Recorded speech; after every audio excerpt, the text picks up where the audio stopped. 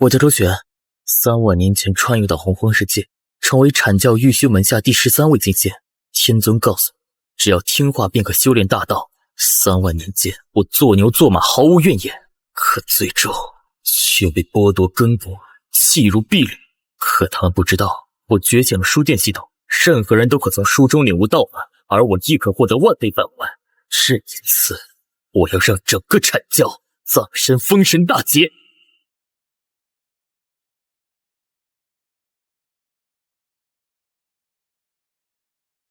师兄，住口！你不配叫我师兄。为何？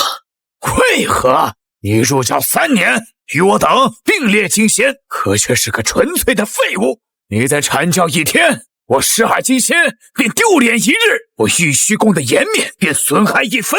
哼，没错。更何况你是人族，一个低贱卑劣的种族，你们这样的人没资格留在阐教。今日我便废你修为。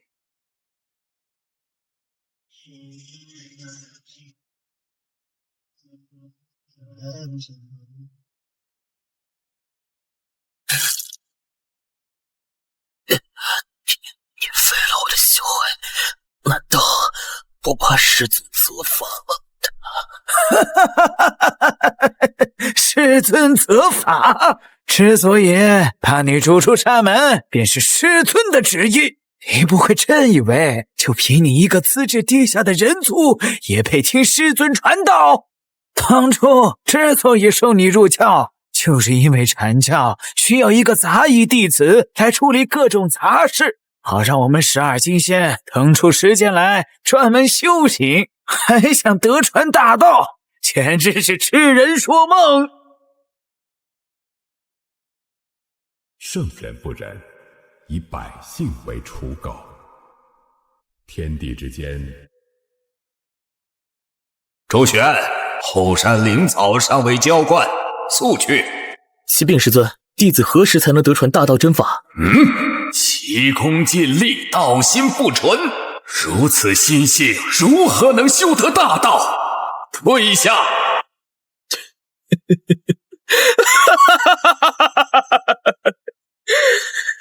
原来一切都只不过是个骗局。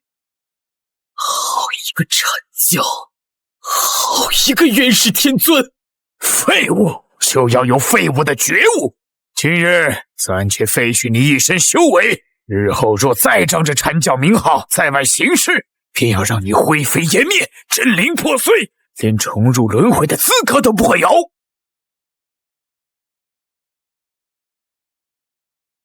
元始天尊，阐教12金仙，今日之辱，我周旋必要讨回来。传说书店系统绑定成功，书店中的任何书籍皆可让洪荒生灵悟道，主人则会获得万倍返还。系统，我叫周旋，阐教弃土，觉醒了一个名为传说书店的系统，只需要把上辈子看过的玄幻小说写出来，任何生灵都可以从中领悟神话加强版功法，斗破苍空，盖天，至真世界，上架，通通上架。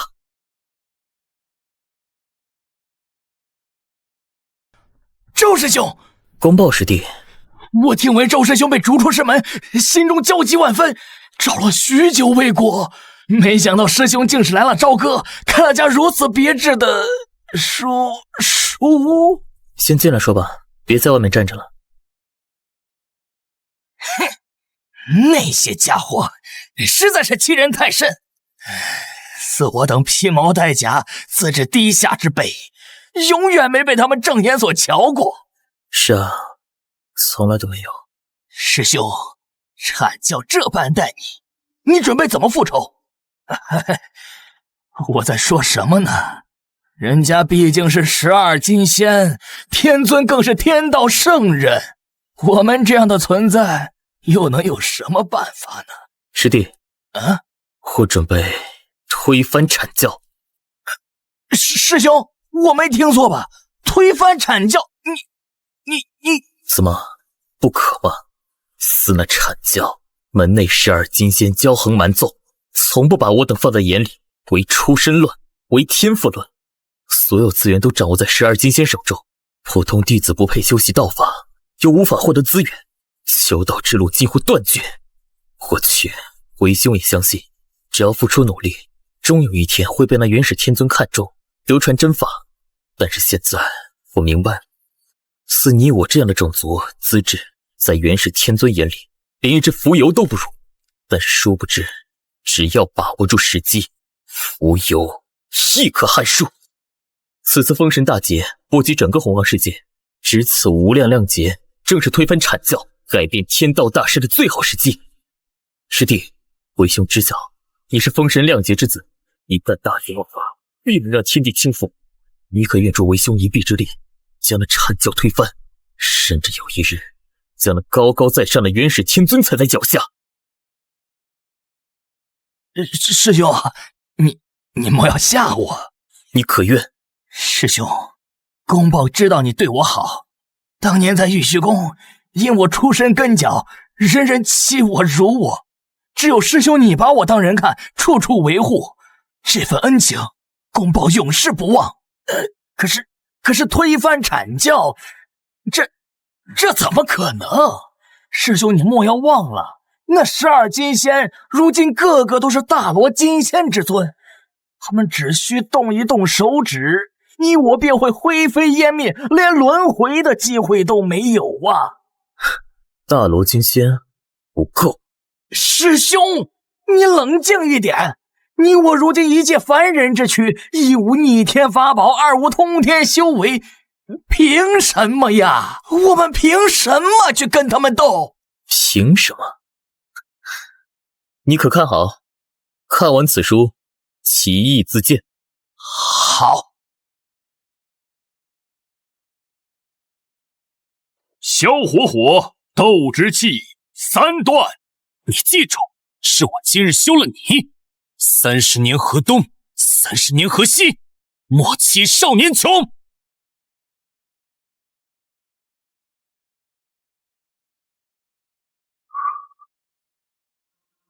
纳兰然，你给我滚出来！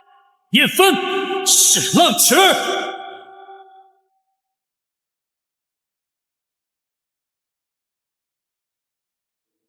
萧火火，你必须留下接受我宗调查。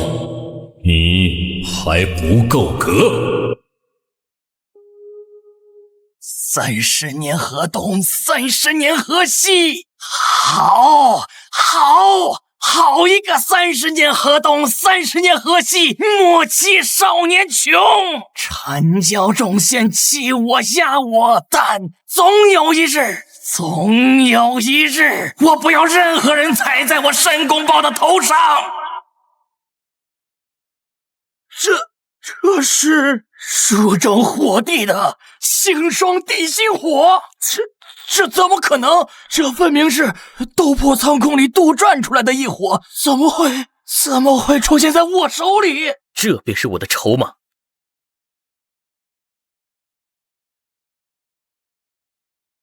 这股气息是异火榜排名第14的陨落心炎，2种，竟然是2种异火。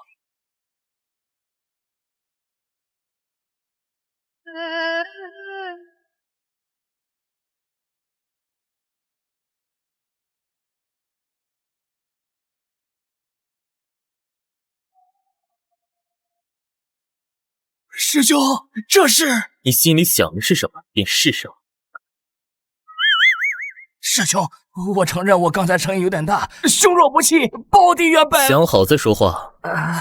师兄若不嫌弃，师弟从今往后愿为师兄马首是瞻，鞠躬尽瘁，誓死效忠师兄。好，就等你这句话。你我师兄弟联合，推翻阐教，指日可待。不过当务之急，你尚需一处闭关之地来转换功法，吸收异火，突破瓶颈。不知你心中可有去处？师兄，师弟决定回昆仑山一趟，不仅可以突破，更可为师兄打探阐教金仙之秘。正所谓知己知彼，百战百胜，如此也方便你我日后动手。善。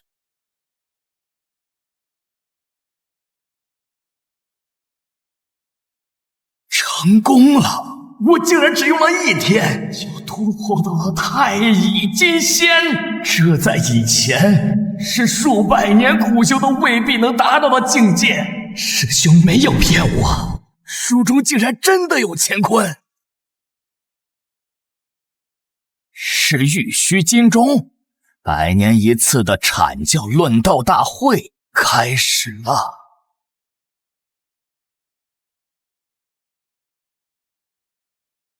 阐教100年论道，旨在切磋道法，印证所学，尔等皆须倾力而为，不可懈怠。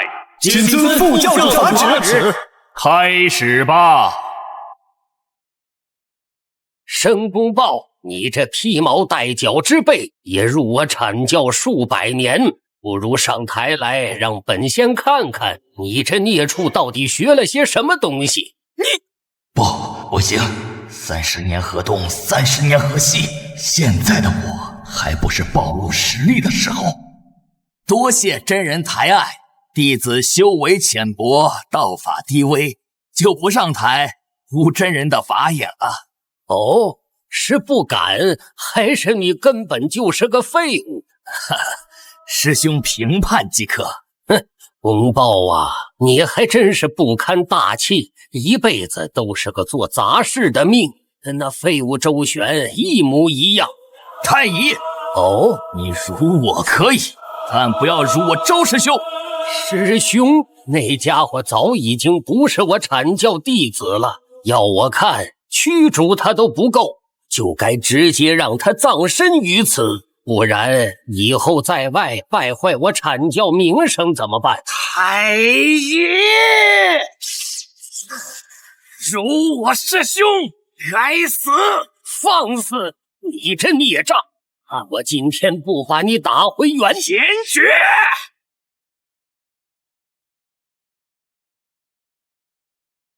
这是什么火焰？申公豹，你疯了！我怒不先烈！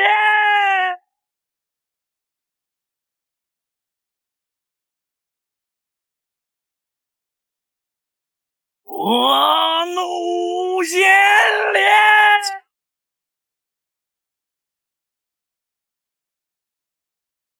孽障，竟敢下此毒手，残害同门！众师弟结阵，今日定要将此寮就地正法。佛怒邪念消耗极大，即便我踏入太乙金仙，短时间内也无法再次使用。眼下最重要便是逃离，待我成就大道，再复仇也不晚。八千雷动，追！上天入地，也要将这叛徒碎尸万段。还我法旨！申公豹叛教欺师，残害同门，罪无可赦。阐教上下见之，格杀勿论。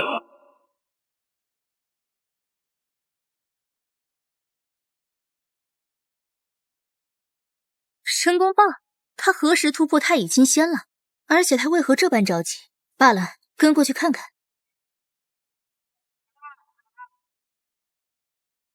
一座凡间的书店，他拼死投到这里，还如此恭敬，难道说他这一身诡异的雷法，便是从这书店中得来的？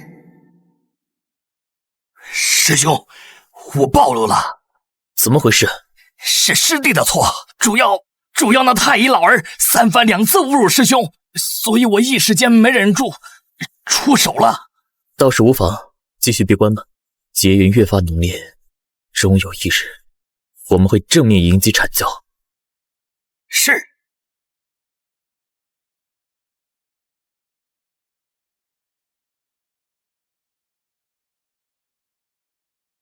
道友，此乃一件先天灵物，我想在此借阅一本书。可架上的书自行挑选。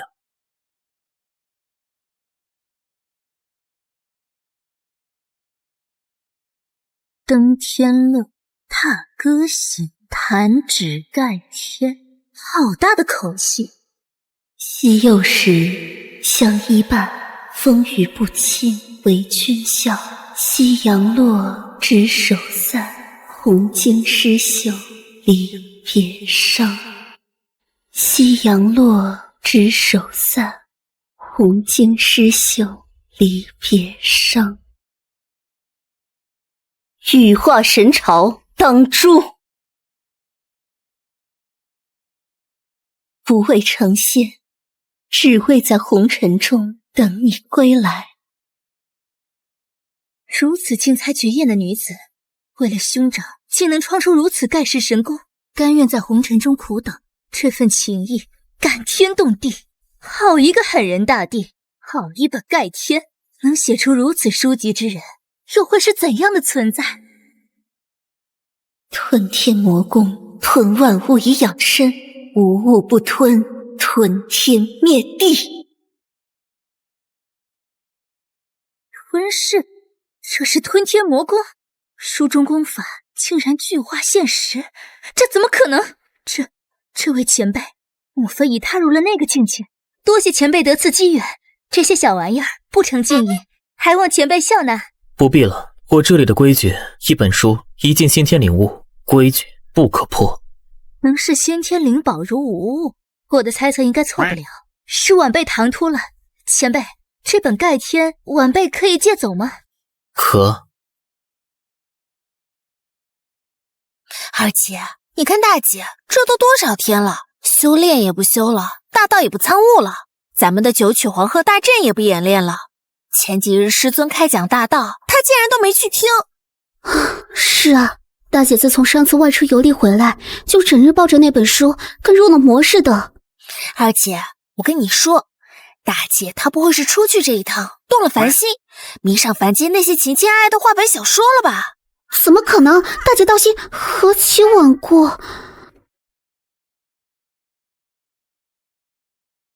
完了，完了！看这神情，难道大姐真的沉迷于凡人的情爱故事之中，无法自拔了？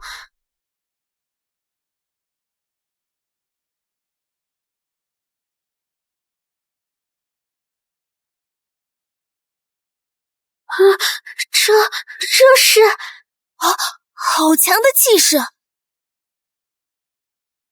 花开12品，这是最顶尖的先天魔神才有的根基啊！吞噬法则，大姐什么时候领悟的吞噬法则？而且这法则的感悟程度竟然有70%，都快超过她的本命云之法则了。好，看爱情小说能看到花开12品，能把法则领悟到70%，难道至情至爱才是领悟大道的真谛？仅仅是反复品读狠人大帝的故事，就让我突破了桎梏，道行大增。这本书，不，这位前辈究竟是何等伟岸的存在？他给予我的是足以逆天改命的无上机缘。哇，大姐，你好厉害！大姐，看情爱小说都能突破，你是怎么做到的？快教教我们，我们也想看。此书中奥义万千，需要你自行领悟。不过这书并非大姐所有，你阅读后需要去自行还恩，了却因果。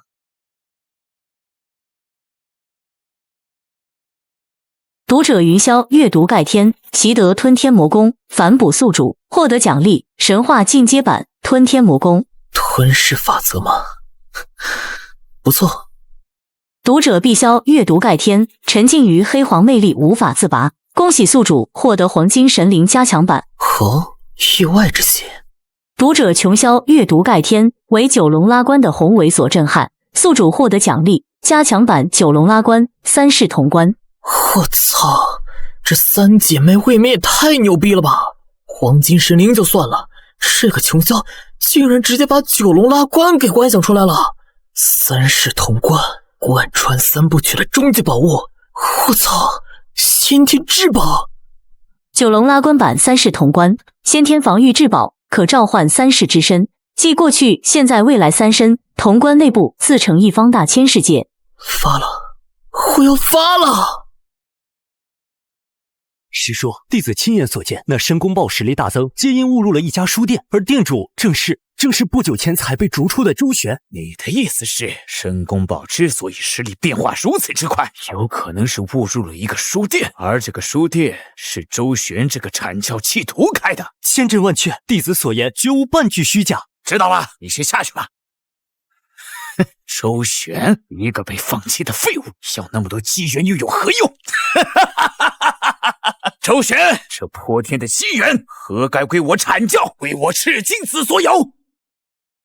周旋，出来！哼，终于还是来了。这阐教的鼻子倒是比狗还灵。何事？师弟，当真没想到，离开阐教后，你竟开了一家书店，不行吗？当然可以。我刚看了一眼，只需要灵宝，并可阅读其中书籍。这里有3道灵宝，我要进去带走3本书。那还真不行。这是为何？师弟，莫要因为之前的矛盾而破坏规矩。第一，我被驱逐出教，便不再是阐教弟子。第二，书店为我所开，规矩也由我定。第三是什么？第三，阐教与狗不得入内。放肆！你这孽障！念你昔日作为阐教门徒，本先给你一丝薄面，但你竟敢如此侮辱师门！好，今日我便带师尊出手，好好管教管教你这个畜生！师弟稍安勿躁。黄成子每次有好事都逃不过这家伙的狗鼻子。大师兄，您怎么来了？这点小事何须劳烦您大驾呀？周旋，只要你愿意将这书店里的所有书籍尽数交出，我可以对你之前的所有过错既往不咎。抱歉，规矩已定，不能破。阐教与狗不得入内。哈哈哈！狂妄！你这不知死活的东西！今日我便让你知道何为天高地厚。大师兄息怒，与这等孽障动手，有失您的身份呐！这就是阐教进献，丑态百出，真是可笑。哼，周旋，你不会真以为今日你能安然脱身吧？出来吧！若不是大师兄及时通报，我等都还被蒙在鼓里，不知此地竟有如此大的机缘。赤精子师弟，你此行可真是不善呐！哼，一群老阴逼！我他妈要是把这事告诉你们，还有我吃肉的份吗？是连汤都要喝不上了。真没想到，昔日一个被师尊放弃的家伙，如今却能不声不响的活得这般造化。不过这些东西不是你能把握得住的。现在把所有书籍全部交出来，念在曾经同门的份上，我等可以让你在这朝歌城安稳度日。否则，谁敢动我师兄？妈了个巴子的！师兄，我实在是忍不了了！这帮杂碎，强抢说得如此冠冕堂皇，我呸！哈哈哈哈！申公豹，你果然在此，真是踏破铁鞋无觅处，得来全不费工夫。今日正好将你们这2个弃徒一并解决了。店家，我们来看你了。哟，这么热闹啊！你们这是想干什么？截教弟子，好你个周旋！身为我阐教门徒，竟敢与截教妖女混在一处，你对得起师尊的教诲吗？哼，我说他区一个弃徒，哪来的胆子敢如此嚣张？原来是找到了截教做靠山。不过周旋，你当真以为凭他们3个就能护住你吗？好，我算是看明白了，你们今天来是为了颠倒黑白，强取豪夺的呀！跟他们废什么话？店家是我们的恩人，欺负店家那就是在欺负我们。让我金甲剪！三妹，莫要冲动，把这4个阐教伪君子打杀了是小事，可万一毁了周旋道友的书店，那可是大事。你也不想以后没书看了吧？不行！截教妖女欺人太甚，真当我等怕了你们不成？辱我书店，现在还想欺我客人？你们当真以为我周旋是任人拿捏的软柿子吗？周旋，你一个被逐出师门的废物，也敢口出狂言！现在立刻把所有的书都交出来，这是我们给你的最后一次机会了。又来了！我说你们一个个是都瞎了眼，看不清楚我门店上挂着的牌子吗？阐教与狗不得入内，这是我书店的规矩。别说是你们4人，今日就算是元始天尊亲至，他也不配进我的书店来。元始天尊虽强，但我的书店内有系统设下的无敌区域，若是原是这样来，大不了不出去就是。胆敢如此辱我师尊，孽障，你今日必死！猖狂！辱我，欺我，辱我！今日这笔恩怨该清算了。登天路，踏歌行，探日遮天，九龙拉关，开！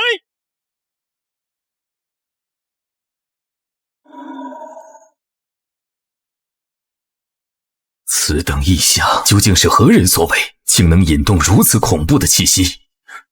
天机混乱，谅解之气暴增，哈哈哈，有趣有趣。九龙拉关，如此景象，闻所未闻。洪荒要出大变数了。好大的手笔，好强的气息，这变数究竟是福是祸？欺人太甚！上古至今，我龙族虽已没落，但纵观整个洪荒，何人敢以我族龙师为坐骑，拉一副青铜巨冠？这与当众鞭尸送葬有何区别？又能如何？我龙族势威终究是没落了呀！大姐，我不是在做梦吧？周玄道友他竟然有如此神通，这就是周玄道友书中描写的符杀法门吗？太可怕了！原来这才是师兄真正的实力。不可能，这绝不可能！一个被逐出师门的废物，怎么可能拥有这等逆天手段？九龙拉关，这股荒古气息，这究竟是什么级别的法宝？不，这已经超越了法宝的范畴。机缘，天大的机缘！若是能得到此物，什么翻天印，什么诛仙四剑，统统都是垃圾。我广成子将成为真正的玄门第一人。周玄，此等神物蕴含无上大道，有德者居之。你一介凡人，德不配位，根本不配执掌如此天大的机缘。不错，此物与我阐教有缘，理应由我等执掌，方能光耀洪荒。周玄，速将此机缘交出，我等或可饶你一命。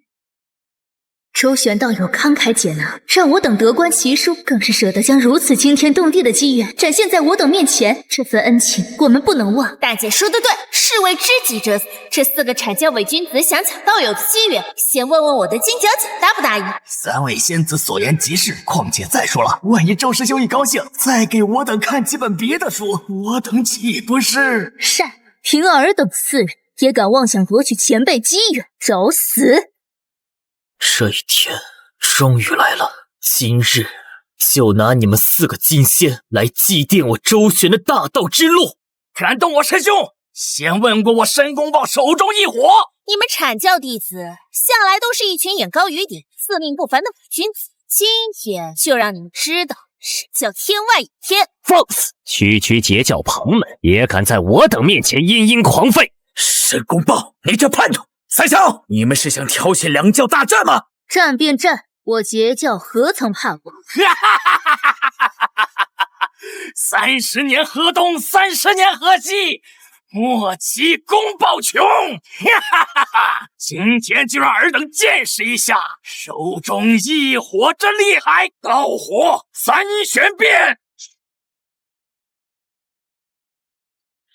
这是什么异火？威力竟如此恐怖！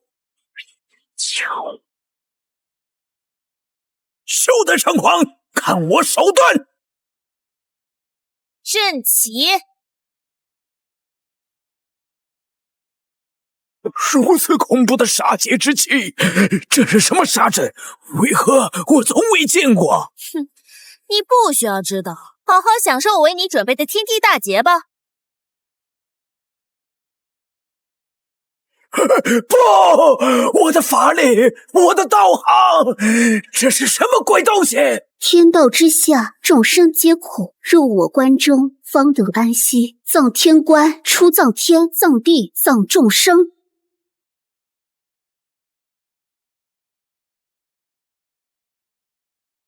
太乙师弟，可能这些神通，这些法宝根本不是洪荒之物，他们到底从周旋那里得到了什么？师弟，这个废物就是罪魁祸首，只要杀了他，一切都会彻底结束。没错，擒贼先擒王，师兄说的对，拼了！让我精血，破法入血！周旋，你这个废物，都只因为你过往的一切，你的修为，你的身份，全是我阐教赐予你的。我们让你做什么，你就该做什么。你为什么不听话？为什么不乖乖将这些机缘交出来？只要你交出来，就什么事都没有了。这个该死的叛徒废物，去死吧！人以类聚，物以群分。我现在终于明白，过去为何与你阐教永远存在着一种隔阂，因为我是一个人，一个有人格的人，而你们做人要有人格，做猪要有猪格。我虽不知你究竟是何物化形，但很显然，你现在披着一张金仙的皮，却没有金仙的格调，顶着个人样，却没有完整的人格。你们的内里依旧是未开化的混沌，依旧是畜生的行事风格，还妄谈什么圣人教统、天道正宗，全是假的。本质上不过是一个野蛮的畜生，不辨人意，无配为人。小畜生倒是牙尖嘴利，但这个世界终究是弱肉强食，强者为尊。只要拿下了你身上所有的机缘，就都是我的。给我死来！先天一气大擒拿！既然道理你不听，那在下也略懂一些拳脚。落！不可能，这绝对不可能！你不过区区地仙，怎么可能使出这种神通？出手之前，麻烦你先搞清楚状况。都说这是我的世界，那自然一切都由我做主。周旋，你该重伤广成子师兄。周旋，你要是识趣，就马上交出手中机缘，否则我等回到玉虚宫之后，必定上禀师尊，到时候后果自负。不自量力。是。这就结束了，不愧是前辈，改天换地入探囊取物。师兄牛逼！虚兽投足并引动天地为力，天出法随，一念镇压3大金仙。这等威势，这等手段，周旋道友，你究竟走到了何等高深莫测的境界？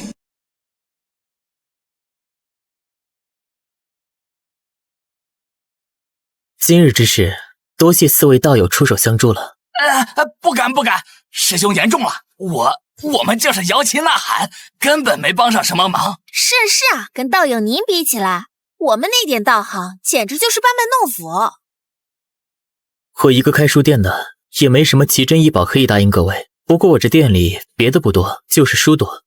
4位若是不嫌弃，日后有空可以常来我这里看看书，或许会有意想不到的收获。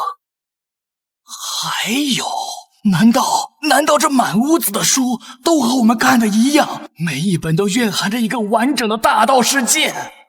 3000多本书，就是3000多个大千世界。天哪，这岂不是说周旋道友凭一己之力便创造了3000圣人道场？此等存在早已超越了我们的认知，他的身份绝非我等能够揣测。我们只需知道道友是有非定，便已是天大的机缘。多谢道友厚爱，我姐妹3人日后定当常来叨扰。今日天色已晚，我等便先告辞了。师兄，我也该告辞了，我得赶紧找个清静的洞府，好好看书。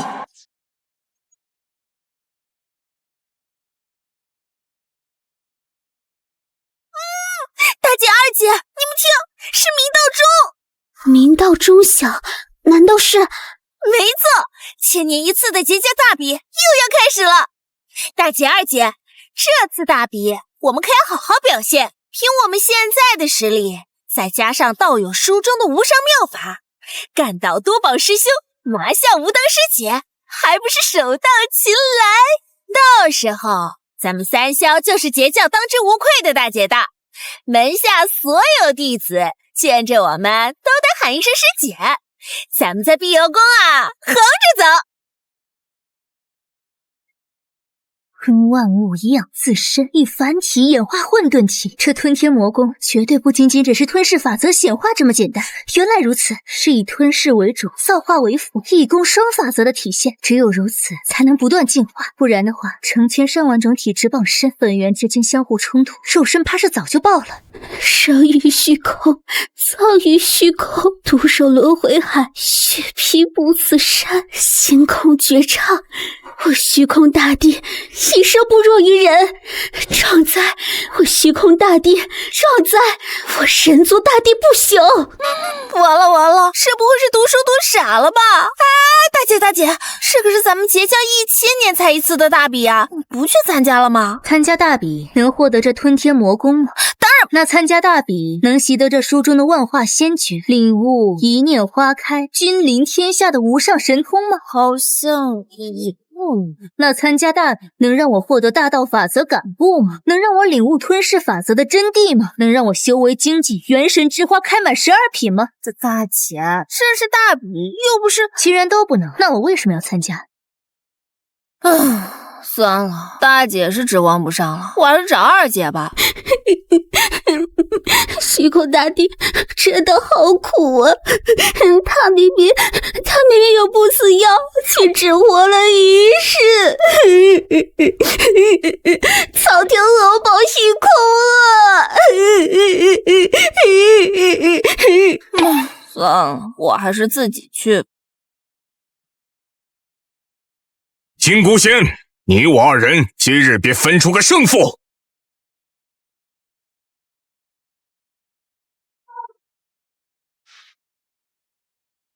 师弟呀师弟，多少年了，还是这老一套，且看师兄手段。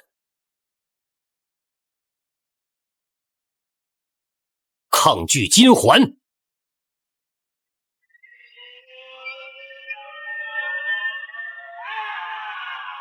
什么？师弟，光凭蛮力可不行。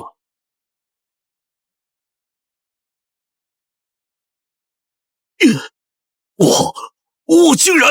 师弟，你的血脉神通固然强大，但终究是外物，过于依赖便会疏于对大道本身的参悟。你还是要好生修行，须知大道才是正途，切莫本末倒置。哼！这就结束了？还以为随时七仙打起来有多惊天动地呢。好无聊啊！不是用灵宝防御，就是比拼血脉法术，比起书中那些战斗实在是差太远了。一念花开，君临天下，是何等的气魄！无畏成仙，只为在红尘中等你归来，又是何等的深情！早知道我也不来，与其在这浪费功夫，还不如回去看书呢。大姐二姐肯定又看到新的精彩地方了。碧霄师妹，看大家论道许久，想必也手痒了，不如你我二人上台切磋一番，如何？又是这只兔！以前没看书的时候，我修为不如你，受你几句嫌弃也就忍了。现在本姑娘得了盖天传承，你还敢来主动找茬？那我这书岂不是白看了？怎么，碧霄师妹是不敢应战吗？也难怪，近来师尊在碧游宫开坛讲道，你们三姐妹却踪影全无。今日这万仙论道大会，云霄、琼霄两位师妹更是直接缺席，莫不是你们姐妹三人修为大进，已经瞧不上我们这些同门师兄弟了？还是说连师尊的大道你们也觉得不屑一听了？长耳定光仙，你这死兔子，嘴巴给老子放干净点儿！论道便论道，再敢对我三妹出言不逊，信不信我先把你那对招子打掉，再把你那2颗大板牙给生生掰了！赵公明，你可恶的赵公明，每次都护着这3个丫头，等着吧，总有一天我一定要你好看。三妹，别理这疯兔子，要不要兄长替你上台，好好教训他一番？多谢兄长维护，不过区区一只兔子精，还没资格让兄长出手，这次便交给我吧。三妹，你三妹好像与以前不一样了，多了一种无形的自信和霸气。这碧霄怎么回事？怎么感觉和之前不一样了？长耳师兄，既然你盛情相邀，那师妹就陪你好好论一论这道。狂妄！我黄金神灵进。区区灵宝空间也想困住我？另根清净竹，破我幻法。师兄，你到现在还没搞清楚吗？这不是幻境，这是我道，我的世界，光不圣洁。看，这是什么力量？三妹她究竟得了何等机缘？人族无大帝，九大圣体，战苍穹，六道轮回拳。不，这不可能！这是什么道法？啊！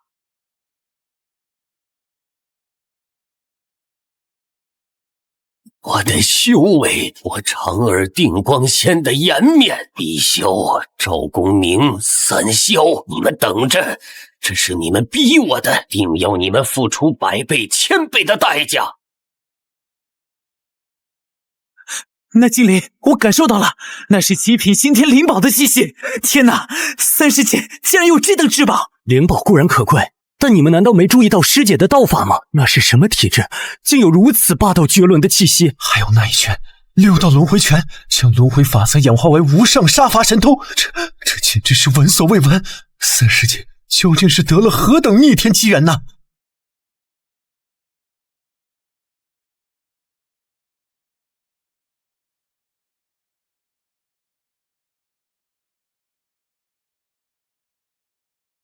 不对劲儿，太不对劲儿了！三妹的性子我最了解，单纯率真，于修行一道虽有天赋，却绝无可能在这么短的时间内对轮回大道有如此恐怖的领悟。这种脱胎换骨的变化，只有一种可能，他背后定然有一位无法想象的高人前辈在指点。哎呀，我是他兄长，怎么能？可是大道在前，妈了个巴子！不就是求三妹引荐一番吗？为了大道，这张老脸不要也罢，有啥可犹豫的？干了！长耳定光仙拜见接引准提2位圣人。长耳道友，你不在东方金鳌岛侍奉通天师兄，来我这贫瘠的西方作甚呢？圣人明鉴，小人经过一番深思熟虑之后，毅然决然决定弃暗投明。哦，此话怎讲？通天教主有教无类，门下鱼龙混杂，道行逆施，早已气运衰败，吾辈修士自当顺应天道大势，截教逆天而行，败亡乃是定数，大师不可改也。小仙愿投入西方教门下，为天道正统贡献一份绵薄之力。善，且把这颗菩提子服下。这菩提子蕴含西方佛缘，一旦服下，我一身的仙家法力便会尽数转化。若是被师尊察觉，他老人家一剑之下，我怕是连真灵都剩不下来。道友放心，我等既然出此谋划，那必定是万无一失。此菩提子能为你遮掩天机，转化法力于无形，就算是通天师兄当面，也发现不了任何异样啊！而且只要你愿意配合，待大劫过后，我便许你一尊佛位，你便是我西方教的定光欢喜佛，尊享无上果位，永驻极乐世界，岂不比在截教当个随侍七仙快活？欢喜佛，弟子愿意，弟子愿为2位圣人效犬马之劳。只是弟子还有一个小小的条件。哦，说来听听。大劫之后，那截教3霄，尤其是云霄和碧霄，可否交由弟子处置？弟子仰慕3位仙子久矣。善，如与我西方有缘，当得此果位。区区3个女仙，允了。多谢圣人，多谢圣人！弟子定当为西方教鞠躬尽瘁，死而后已。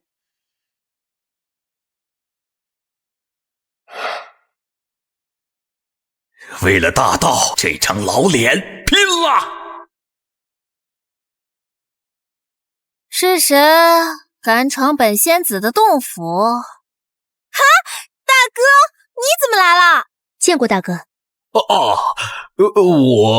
我来看看你们。大哥，你这几百年都不登我们三姐妹的门，今日怎么有空大驾光临？无事不登三宝殿，说吧，遇上什么难处了？没什么难处，就是许久未见，特地来看看你们。好吧，三妹，是为兄有事相求。那啥，能不能给大哥也介绍一下你们认识的那位高人呢？能不能帮我引荐一下那位高人？不好意思，我受过严格的训练，一般是不会笑的，除非忍不住。三妹呀，三妹，你这性子真是一点没变。为兄是诚心求教，你就别拿我开玩笑了。谁跟你开玩笑了？喏，你想要引荐的高人，不就在这里面吗？这书是好书，可这怎么会是高人呢？碧霄，莫要胡闹，这分明是一本书啊！我没骗你啊，书里真的有好多好多前辈高人。你看啊，我现在的黄金神灵，还有新炼成的荒古圣体，以及那套威力无穷的六道轮回拳，都是我进入书中世界里面的前辈看我骨骼清奇，硬塞给我的。不可能，这世上怎可能有凭空创世？难道三妹真的不是说谎？此言当真？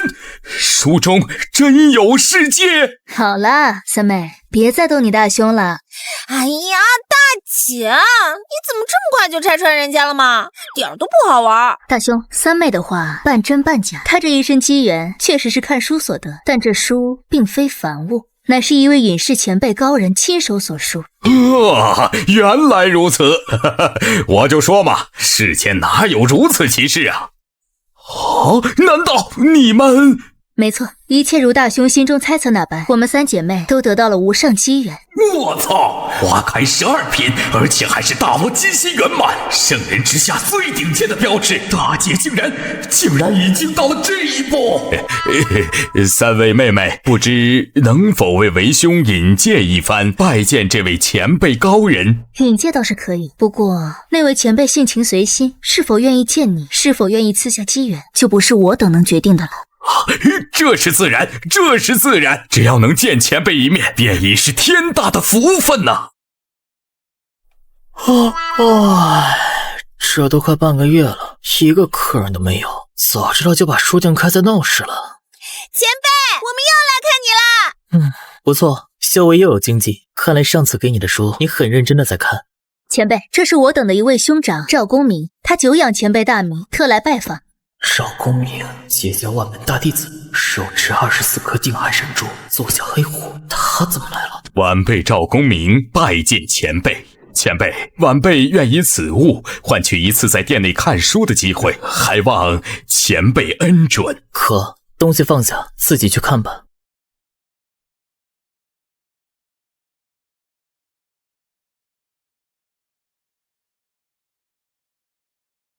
一粒尘可填海，一根草斩尽日月星辰。弹指间，天翻地覆。生于最黑暗的动乱年代，为修道而生，为应劫而至。他身化亿万血雨，洒落万古岁月，历经无数时空的熬炼，只为在那绝望的尽头，开辟一个完美而璀璨的至真世界。一粒尘可填海，一根草斩尽日月星辰，这是何等宏大的气魄呀！哪怕我安澜去一手，我原始帝城上将无敌世间，赤峰鏖不朽断，暗尽仙王一穹天。送我真名者，何在轮回之中得永生？此人的气魄，此人这股唯我独尊的霸气，即便是师尊通天道人都没有这种感觉。洪荒的6大圣人似乎都缺了这样一种近似无敌却又不是无敌的感觉。那不叫感觉，叫逼格。哎，大姐二姐，你们说大兄能领悟到什么东西？大兄跟咱们看的书都不一样，这谁能知道？深不可测。虽然无法确定，但是从你我几人以及之前的申公豹来看，但凡是从前辈这里获得的能力，都与书中之人相性相合，或者映照出了我们内心最渴求的东西。内心最渴求的东西？那大兄最渴求的是什么？很难想象，堂堂截教万门大弟子，威名赫赫的赵公明，内心最渴望的不是大道，不是修为提升，也不是功法灵宝，而是与其实力相匹配的逼格。虽然能理解，毕竟装逼一时爽，一直装逼一直爽，但是这里可是洪荒世界啊！关系户和大佬遍地走，在他们面前装逼，那不是装逼遭雷劈吗？算了，希望这个家伙在不久之后的封神大劫里，不会真的喊出那句3消师妹救我。我悟了，我终于悟了！哪怕我赵公明需一手托起截教重担，照样无敌于世间。镇海边，定海珠，斩尽阐仙灭九天。天不生我赵公明，洪荒万古如长夜。还真让他把逼王的传承给学去了，这是多想不开，才把装逼刻进 DNA 里啊！祭见天尊，为何不拜？大姐二姐，大僧他是不要命了吗？竟敢说出这等大逆不道的话！现在你终于明白大兄内心最渴求的东西是什么了吧？大兄，你安心的去吧，都怪我。要是陛下早知道你这么喜欢装逼的话，说什么也不会带你来看书的。唉，安澜，此尊先王真乃吾人生启迪导师，只可惜恩是书中人物，不能与其把酒言欢，可惜可叹。这是风矛不朽盾，书中世界独属于安澜的至宝，竟然真的出现在了现实中。原来如此，这才是此书最大的机缘呐！多谢前辈赐予无上机缘，此恩此德，赵公明永世不忘。与我无关，这一切都只是你自己的机缘罢了。西伯侯，贫道与你有一事要讲。仙长请讲。我阐教愿倾全教之力，助西岐伐纣，定鼎天下。仙长此言当真？但事成之后，西岐需答应我阐教一个条件。仙长请说。新人主登基需自降位格，从人皇变为天子，从此人族共主，即为上天之子，奉天承运。从人皇变为天子，人族气运必定大减，我姬昌岂不是成了人族的千古罪人？此乃天数，天数不可违。父侯，这已是天赐良机，若无阐教相助，我西岐拿什么与那大商抗衡？难道要眼睁睁看着我西岐基业毁于一旦吗？这是我们最后的机会了。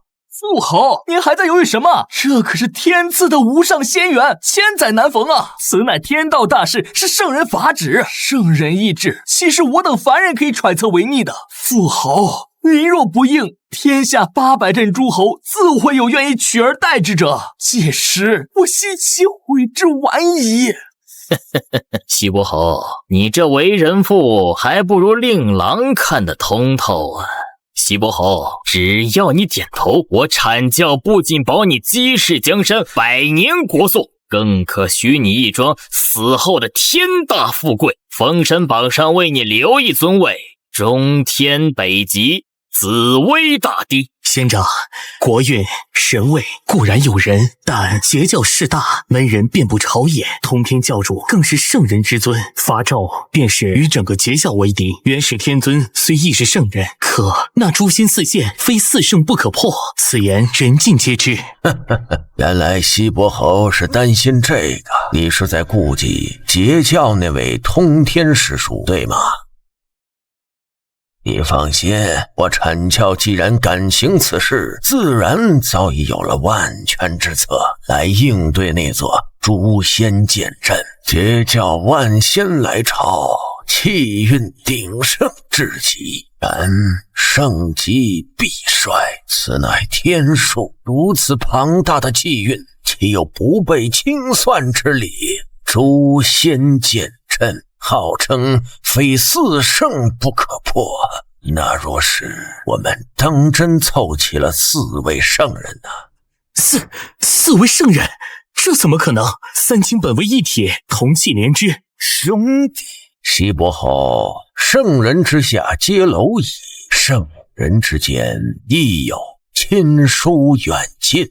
当年紫霄宫中道祖分宝，唯独他通天师叔得了诛仙4剑这等杀伐之宝，早已埋下祸根。此次封神大劫便是一场清算，不但要将他截教门人送上榜去，就连他这位圣人也要为当年的偏爱付出代价。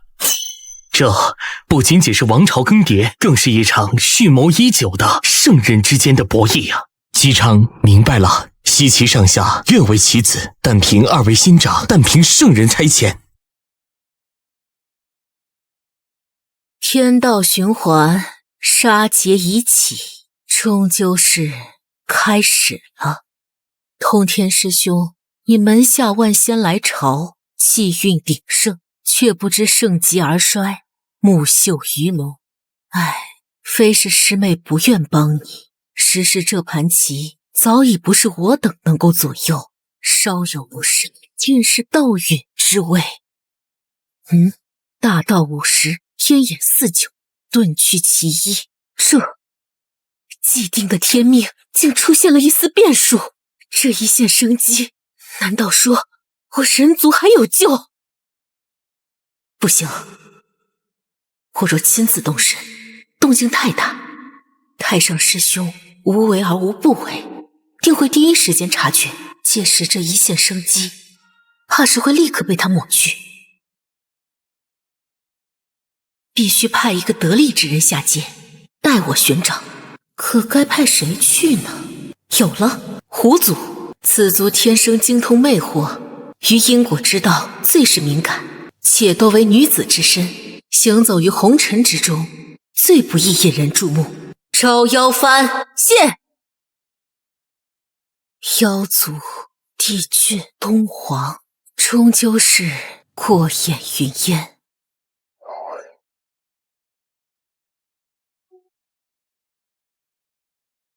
招妖翻斗，万妖听令。是，女王娘娘在召唤。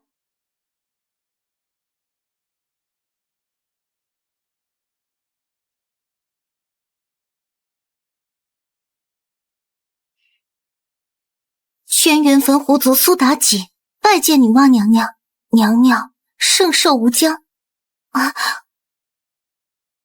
纯正的青丘九尾狐血脉，以至金仙修为，还算不错。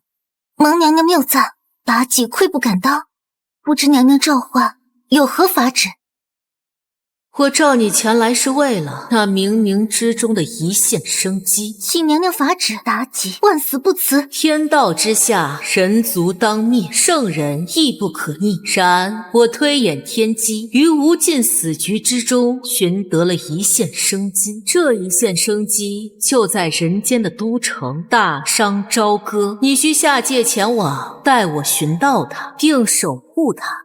娘娘，朝歌城大，人海茫茫，妲己不知该从何寻起啊！我亦不知其具体所在，但你狐族天生于因果之道敏感，当你接近时自有感应。此事若成，我便收你为亲传弟子，传你无上大道，如何？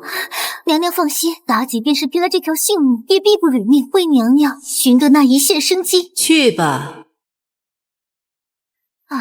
累死我这只狐狸了，这都找了半个多月了。娘娘说的那种感觉到底是什么感觉？我把朝歌城都快翻过来了，那一线生机到底在哪儿啊？咦，这什么时候多了家书店？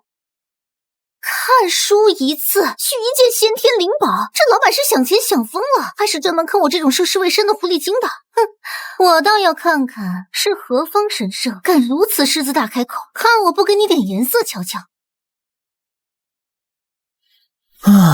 不错不错，经过我这大罗金仙级别的比例润色，再配上这几幅插图，这本《金瓶梅》才算得上是真正的传世经典 ，TOP 级别的艺术品。果然有鬼！寻常凡人见到我的容貌，我失魂落魄，就算心智坚定了，他竟只是慌张。这家店绝对不对劲。老板，你这门口写的可当真？一件先天灵宝，换一次看书的机会？当然，小店诚信经营，童叟无欺。哦，那可是什么书都能看？自然，只要是我店里的书，什么都能看。那好，我就要看你手上这本，就是这本《金瓶梅》。看《金瓶梅》，你要不要听听你自己在说什么？不行，这本不行，绝对不行。哦，老板，你方才可不是这么说的。你说只要是你店里的书，什么都能看。别的书都行，唯独这本，这本有点特殊，看不成。就想看这本嘛，老板就通融一下，好不好嘛？你当真要看？要看。看也行，不过我可得提醒你，看之前最好做好心理准备，而且本店的书一旦选定，概不退还。哼，我妲己什么场面没见过，绝不会反悔，还心理准备，故弄玄虚。我看你这做贼心虚的样子，今天我非得拆穿你这黑店不可。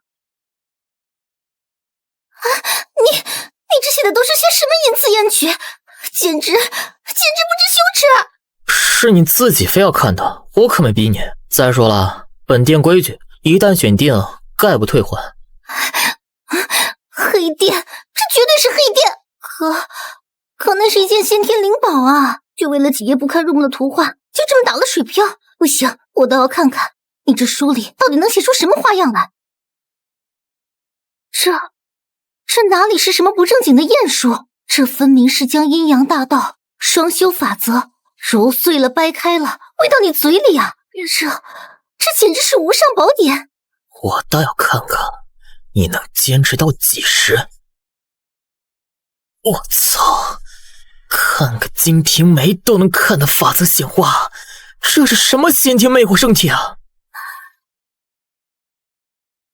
这粉色的魅惑气息，这天生异象，再加上这张祸国殃民的脸，除了九尾狐一族，不做他想。这个时间点，封神大劫将至，洪荒之名的狐狸精，似乎也只有轩辕坟那一只了。只是不知，这未来的妖后不在他的轩辕坟好好修行，反而出来乱窜，有意思。这就没了啊！老板，正看到最关键的地方，对于阴阳法则的感悟源源不断，怎么就断了？后面呢？什么后面啊？自然是没写完。为什么不写完？你何知我正看到关键处。你刚刚不也是看到了？我笔还没放下你就闯进来说要看，我能有什么办法？不过书看不完暂且不说，现在是不是该算算账了？陈慧，一件先天灵宝。之前还当他是奸商，开了家黑店，可看完这书才知，此人对阴阳法则的领悟恐怕远在我之上，实力深不可测。这区一件先天灵物，换来如此大道感悟，简直是天大的机缘，此人绝不可得罪。老板说的是，这等宝物，一件先天灵物，是我占了便宜。完了，我想起来了，之前为了突破金仙，我把积攒无数年的天才地宝全都用光了。现在我身上空无一物，哎，这可怎么办啊？你不会是想赖账吧？啊，没有，我妲己一言九鼎，怎么可能赖账？那你的灵物呢？诗前段时间修行出了点岔子，为了突破瓶颈，不小心把灵物全都用完了，如今真的是身无分文。老板，你看能不能先赊个账，等我过段时间凑齐了再来给你，可好？抱歉，本店童叟无欺，概不赊账。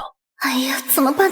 付钱吧？没有，不付钱吧？我还有无尽的妖生没有享受，怎能急着投胎？哎，对了，有办法了。老板，你看我如今身无长物，实在拿不出先天灵物来。好，不如这样，小女子愿为老板的贴身侍女，为您洗衣做饭、铺床叠被，甚至暖床也可以哦。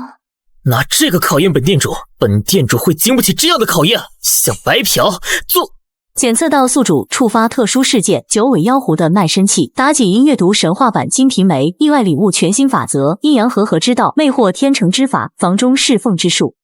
效果与宿主双修，可极大提升宿主阴阳法则感悟，获得极致修行体验。啊，这是什么啊？这本书里怎么会有这些东西？我怎么会突然懂了这么多？哎，羞死人了！不好意思，我刚才说话声音有点大了。啊？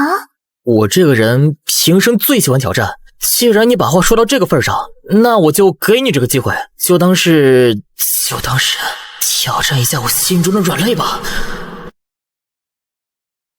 天机混乱了，此次封神大劫竟生出我也看不透的变故，有趣。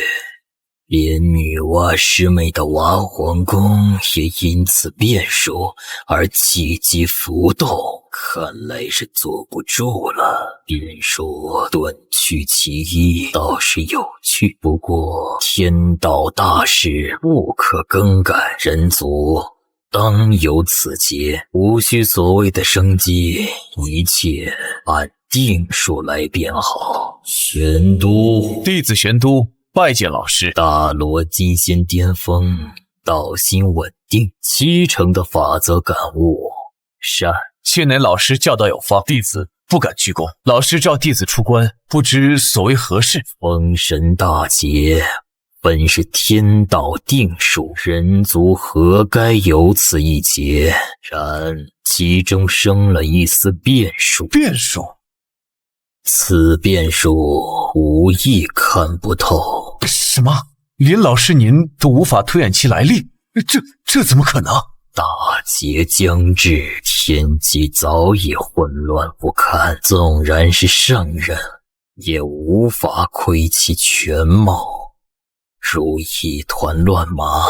可万事万物皆在天道运转之中，封神榜上诸神名讳早已注定，怎会凭空生出变数？这便是此变数的可怕之处，它如同一颗投入镜湖的石子，哪怕是微小的举动，都会让原本既定的未来生出10000种可能，引起滔天巨浪。此次唤你前来，便是要你下山去寻出这个变故。弟子遵命，只是不知该如何处置此人。若他识时务，愿意顺应天道大事，便可饶他一命；若他执迷不悟，妄图逆天而行，便将其从这方天地间彻底抹去。弟子并不负老师重托。此行凶险，这个变数能蒙蔽天机，必有不凡之处。此乃为师的太极两仪拂尘，你且带上，关键时刻可布下两仪微尘大阵，护你周全。谢老师赐宝。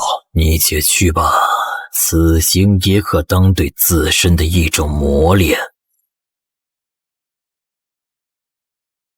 老师虽未言明变数身在何处，但此番亮劫因人族而起，朝歌城为人族气运中心，乃大劫漩涡之眼。此变数若想蒙蔽圣人探查，唯有借助这磅礴的人道气运，方有一线可能。他一定就在城中。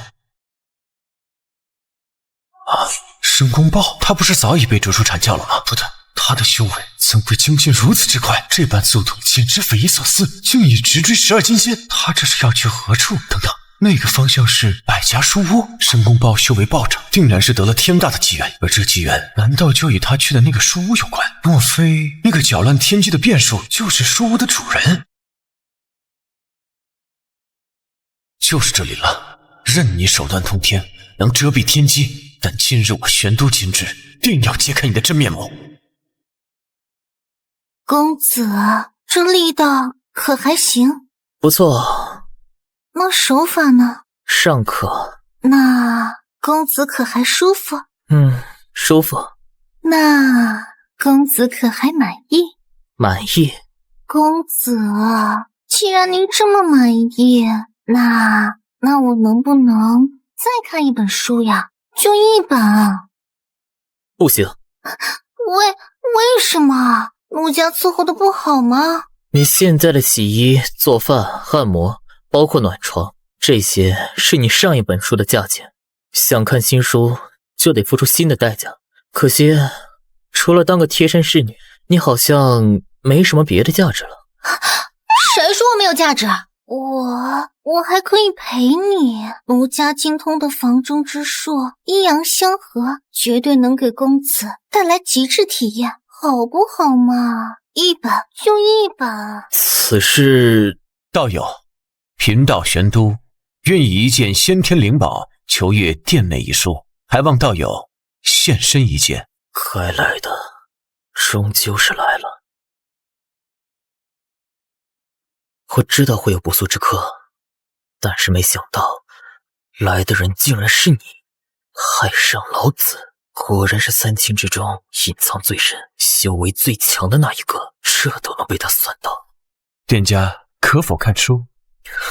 我这书屋只为心存正道、匡扶正义之人而开，不为狼心狗肺之徒敞门。他竟然知道我的身份，更知道我的来意。没错了，此人一定便是这大劫中的变数。道友误会了，贫道只是……够了，怎么，太上老子这么多年什么都没教，就只教了你虚伪处事，见人说人话，见鬼说鬼话吗？你既然知晓我的来意，便做出选择吧，臣服于天道大事，或者……抱歉，我不喜欢跟披着人皮的禽兽待在一起，更不喜欢跟你这种狼心狗肺的东西多说一句废话。现在马上立刻滚！你可知道你今日这般选择的后果？后果是跟你当年加入神教拜太上老子为师的后果一样吗？从此抛弃人族的身份，却心安理得地享受着人族气运的加持，抛弃当年那些亲手把你抚养长大的乡亲父老。当年人族大劫，妖族屠戮苍生，你在哪儿？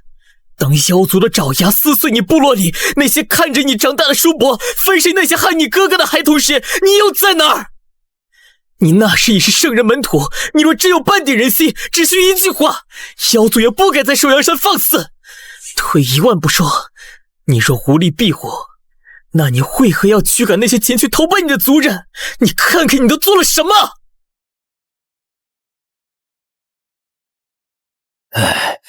大家得坚持坚持，前面就是首阳山，是玄都子的地盘了。长者，那玄都子真的会庇护我们吗？他可是圣人门徒啊。放心，玄都那孩子是我看着长大的，当年若没有我们部落每天1、2碗饭养着，他早就饿死了。这份情谊呀，深着呢。只要进了他的地盘，妖族绝对不敢再动手。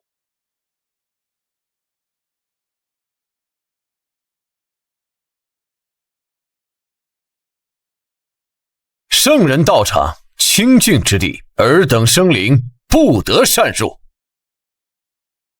玄都子，是我呀！我是你隔壁的老张叔，你忘了？小时候你没饭吃，常来我家，是我家婆娘给你盛的饭呐。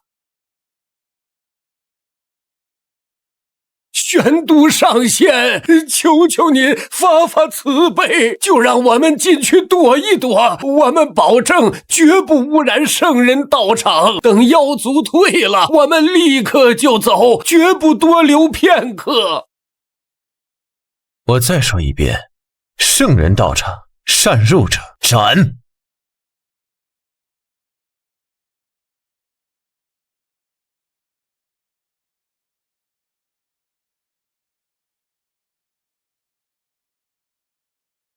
玄都，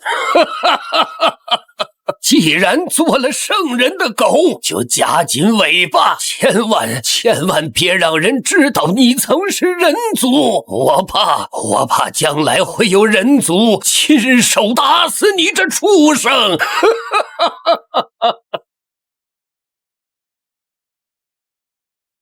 怎么？过去的事情还需要我帮你一件件回忆吗？要不要我再往下说说？人族大劫乃天道大事，欲成天地主角，此等磨难必不可少。我所谓皆是为全人族大义。所以我才说你是个彻头彻尾的傻逼。什么磨难简直可笑，一切不过是圣人为谋夺人族气运罢了。圣人不死，大道不止。放肆！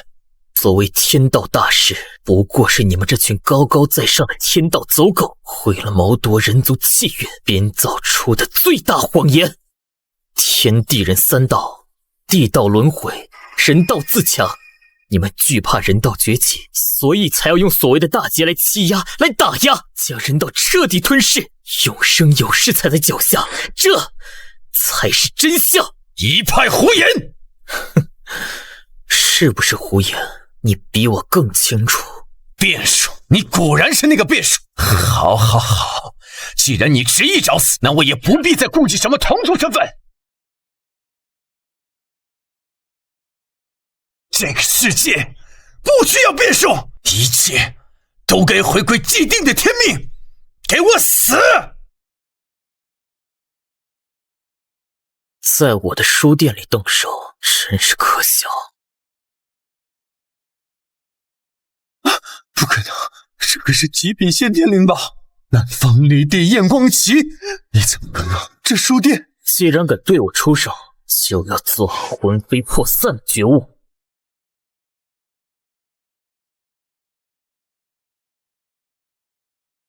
欢迎来到我的世界。陌生的灵宝，闻所未闻的神通，果然是你，就是你这个变数。很好，只要将你这个变数抹杀，献给老师，我必能一步登天。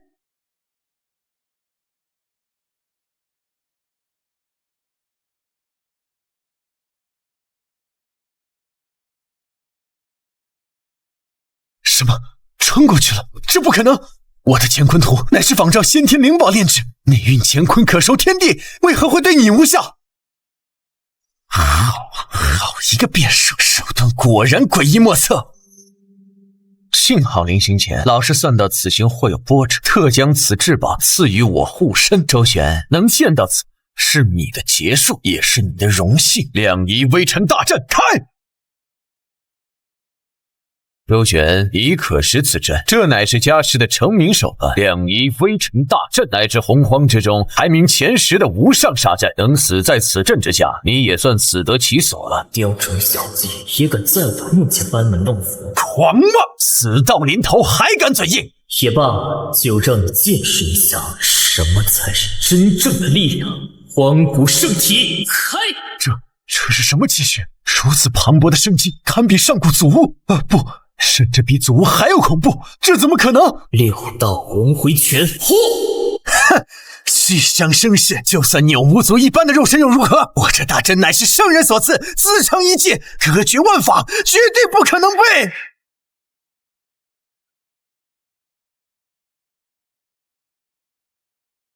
不可能！我的2名围城大阵任务人发宝，怎么可能？这绝不可能！没什么不可能，你所倚仗的不过是万，而我信奉是人定胜天。恨身为叛出人族的杂死不配为人。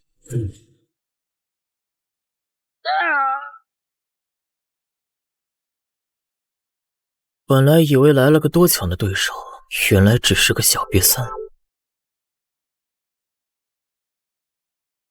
吞天魔功，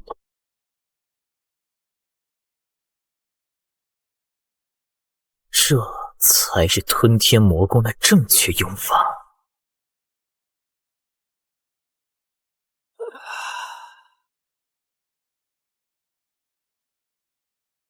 出来吧。老板，你都看到了。老板，不，主人，奴家从今往后就是您的人了，求主人不要杀我。奴家精通百般变化，擅长万种防中之术，保证把主人伺候得舒舒服服的。我靠，这小狐狸搞什么鬼？我他妈一句话还没说，他这戏就演全套了。只此一次，下不为例。主人放心，奴家以后一定乖乖的，好好伺候主人。哎呀，罪孽啊！我周某人自诩心智稳定，今日终究还是没能顶住这轻视妖姬的诱惑，要永坠无间了。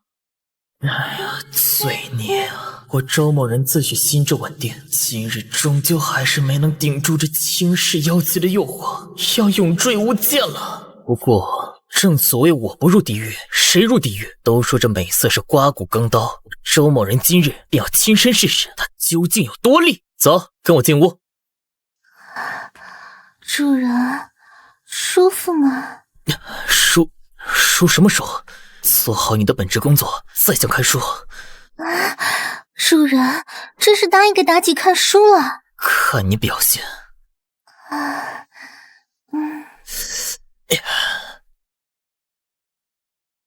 这狐狸精万事如此不利，都已过了这么久，竟一丝讯息也未曾传回。哼，幸好本宫早有准备，在你元神中留下了一道印记。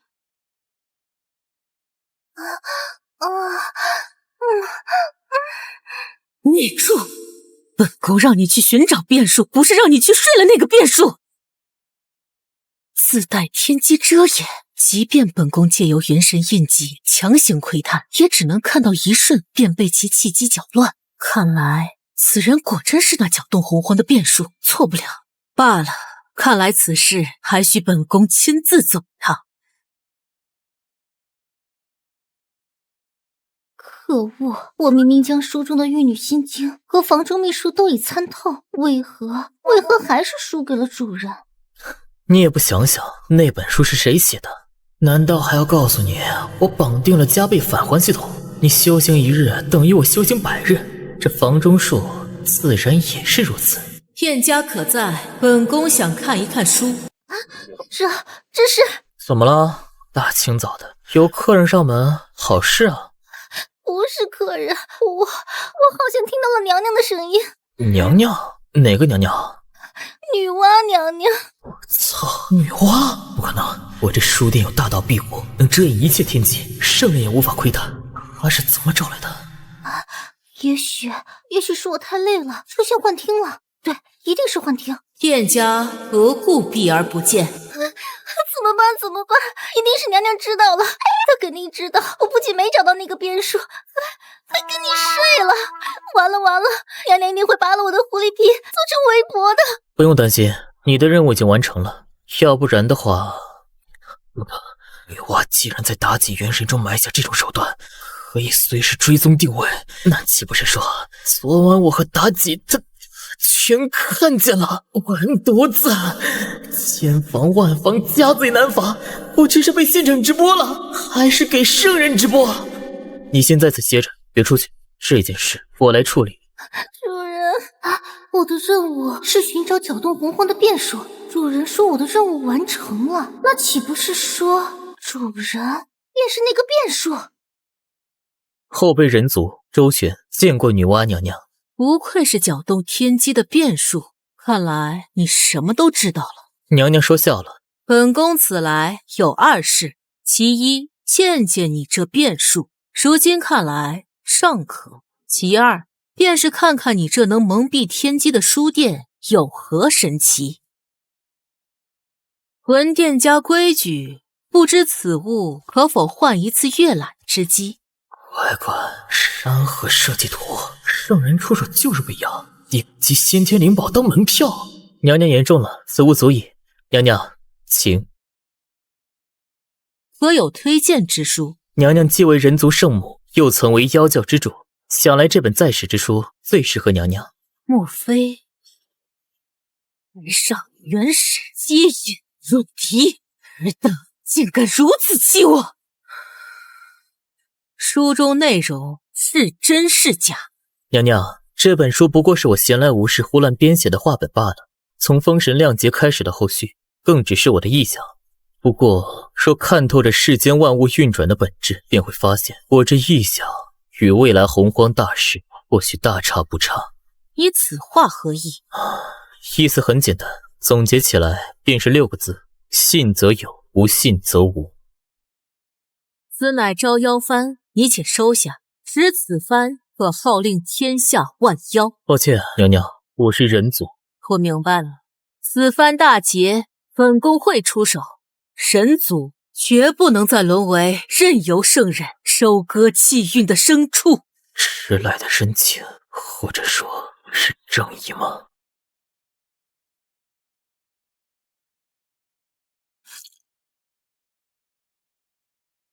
大祭司，大王，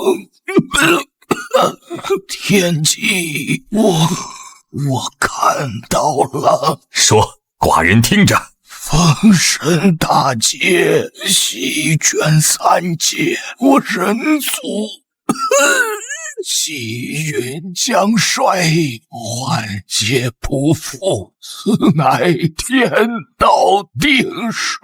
定数？寡人偏不信这定数，可有转机？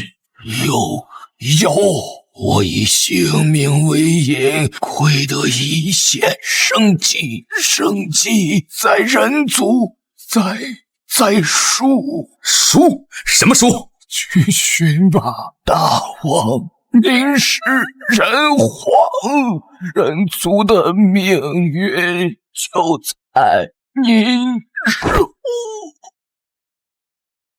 厚葬大祭司以王侯之礼。遵旨。书，一线生机，一切的源头。从我人族诞生之初，文字便以记事之用，龟甲骨片，青铜竹简，1万万载，积累之书何止恒河沙数？难道真要寡人一本本去寻吗？不，大祭司以命相卜，所指的绝非寻常古书，定然是某种前所未有的存在。这便是寡人的子民，寡人的江山。封神大劫，无论是谁，都休想将这一切化成齑粉。我人族永不为奴。哎，听说了吗？成都那边最近出了个奇地儿，一家书店，据说前些时日天降霞光，神异无比啊！早听说了，听说那店主是个神仙般的人物，寻常人想进都进不去呢。异象，书店，大祭司所说的书，难道书与书有关的异象？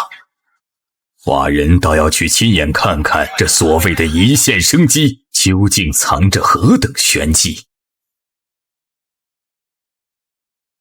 如果寡人没有记错，这些时日朝歌的异象源头便是这条长街，而此地也只有这么一处与书有关。哦，区区一家书店，竟敢索要仙珍灵宝，有点意思。大祭司以命相卜，所指的生机本就不是凡俗之物。如此看来，寡人或许真的来对了地方。来看书的？正是。规矩懂吧？先交钱，再看书。此物可购。我操，又来一个！最近是怎么了？前脚刚送走一个圣人感悟的，后脚就来个拿先天灵宝看书的。洪荒世界都这么内卷了吗？够了，书架上的书随你挑，但记住，机会只有一次。悟空传。我要这天再遮不住我眼，要这地再埋不了我心，要这众生都明白我意，要那诸佛都烟消云散。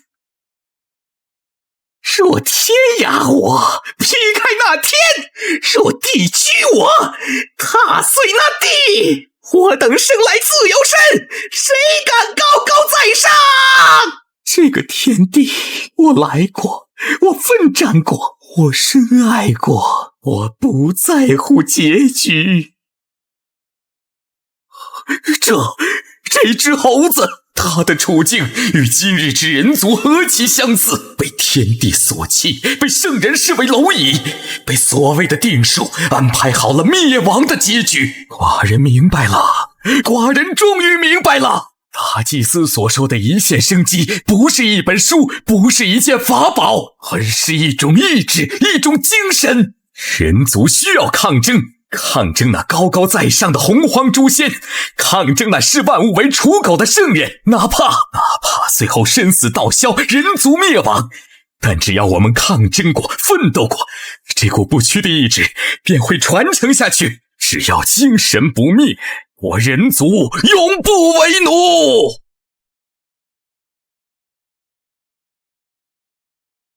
人皇之躯不可修行，这自上古三皇五帝后便束缚人族的铁律，竟然被打破了。太乙金仙，这还只是开始，再加上我人皇之位，能引整个人族气运加深。纵然是那高高在上的圣人亲至，寡人也并非全无一战之力。书中虚构的悟空，竟然能具象于现实，化作真实不虚的力量与法宝。此等化虚为实的通天手段，匪夷所思。这位前辈究竟是何等恐怖的存在？多谢前辈赠此逆天机缘，大商乃至整个人族必将铭记前辈今日之恩德。不必谢我，前辈。万般神通皆是外物，能否抓住全看你自己，这是你自己的缘法，与我无关。寡人明白了。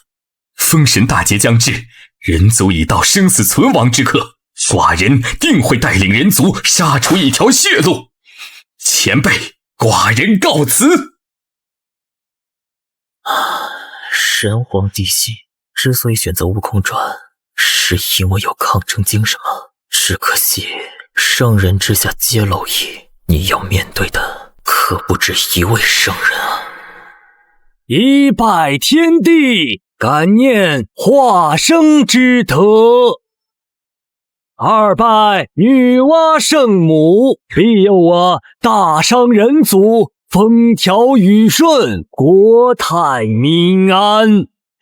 三弟，封神亮节已起，清算开始了，希望这一次不会再执迷不悟。天道大事，圣人亦不可改，既定的命运不容更改。大劫再起，不知又有多少生灵要化为飞灰。清风明月，传我法旨，自今日起，我武装观紧闭山门，此2劫之内，山门永闭。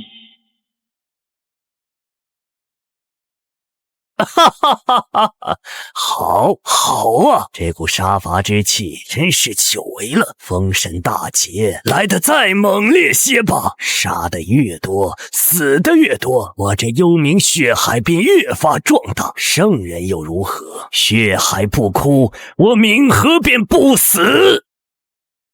封神榜立，亮节已开，阐教、截教、人道皆入节中。希望此番亮节过后，能为我这天庭填补些真正的神位，招揽些可堪一用的栋梁之才。沾着3界之主也当得太憋屈了些。请大王为圣母上香。人皇帝心，你便是此番谅解的开端。只有你先失德，惹得女娲师姐震怒，这法上之战方能名正言顺呐。贫道今日便助你一臂之力，让你惹下这个浩天大祸，能由圣人亲自为你出手，当真是你的荣幸。哈哈哈哈哈哈哈！寡人方才心有所感，灵光乍现，欲为女娲圣母题诗一首，以彰圣德。大王文采盖世，此诗一出，必将流芳千古啊！快为大王取笔墨纸砚来！不必纸砚，取笔墨来。寡人要将此诗刻于殿柱之上，与我大商江山共存，受万民瞻仰。混沌初分四象玄，苍冥无主乱云烟。团泥巧妇生灵骨，力血轻财日月天。开始了！封神大捷，有你这首吟诗，正式拉开序幕。断毫足以立四极，舞穷枯而护群贤。人族绵延千万载，有意挖黄创世篇。圣君，大王实乃圣君在世啊！此等赞颂圣母功德之事，前无古人。女娲娘娘若知，定会加倍庇佑我大商国祚万年。这怎么可能？我的七宝妙术无不刷，可惑人心，可乱心智。他此刻因被心魔控制，写下的当是那首吟诗才对呀。峰峦宝障锦飞长，尽是泥金巧样妆。区区远山飞翠色，翩翩舞袖映彩裳。这才是他该写的诗，为何会变成一首功德赞诗啊？该死的，到底是哪里出了问题？究竟是谁在暗中算计贫道啊？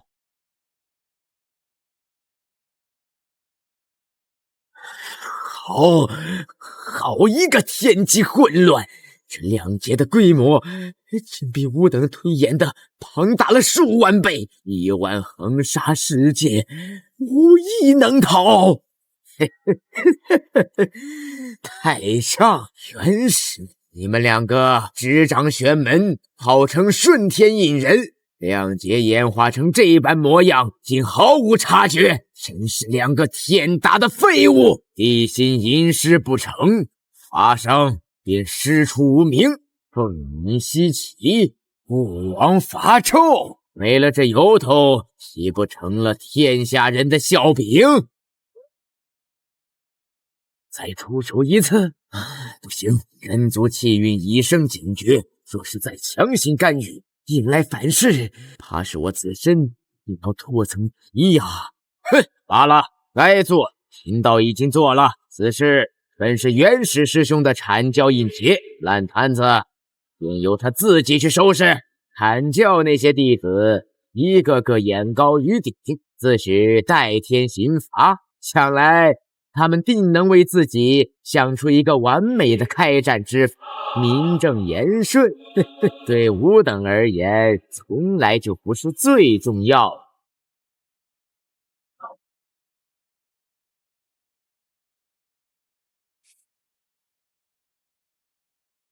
所谓的天道大势终于被撬动了第一块基石，这盘棋变得有趣起来了。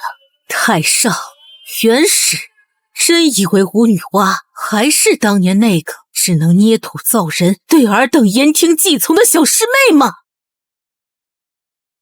一次次算计吾，一次次将人族当作你等的棋子，此番谅解，就让吾与你们将过往所有的因果一笔一笔清算干净。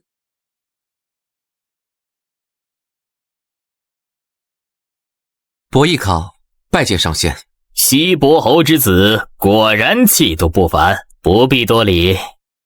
贫道来此并无恶意，想来西伯侯的家书你已经收到了吧？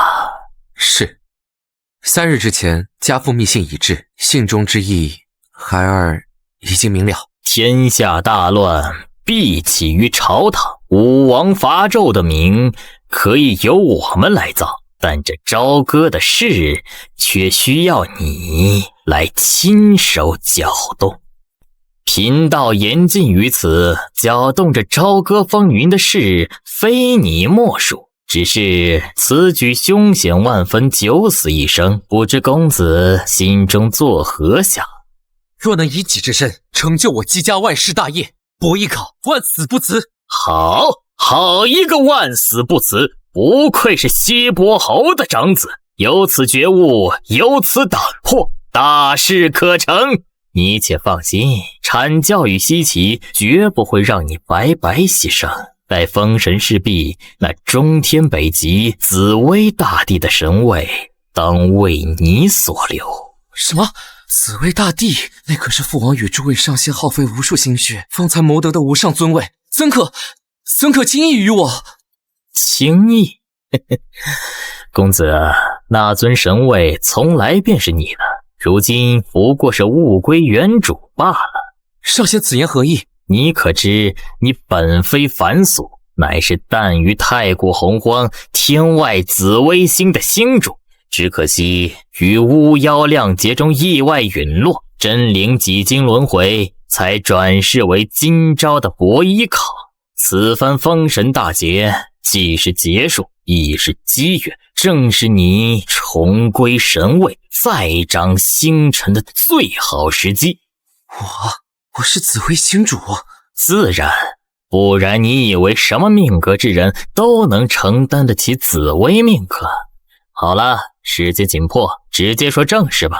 你需死在这质子府中，但不能是自尽，必须是被杀。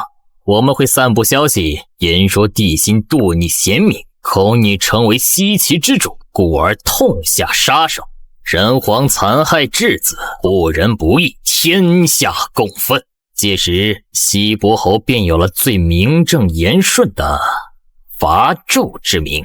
与此同时，天意亦会显现，凤鸣西岐，圣主将出，人心所向，大势所趋。我知道了，如此一切便有劳上仙与阐教诸位师长了。静候佳音。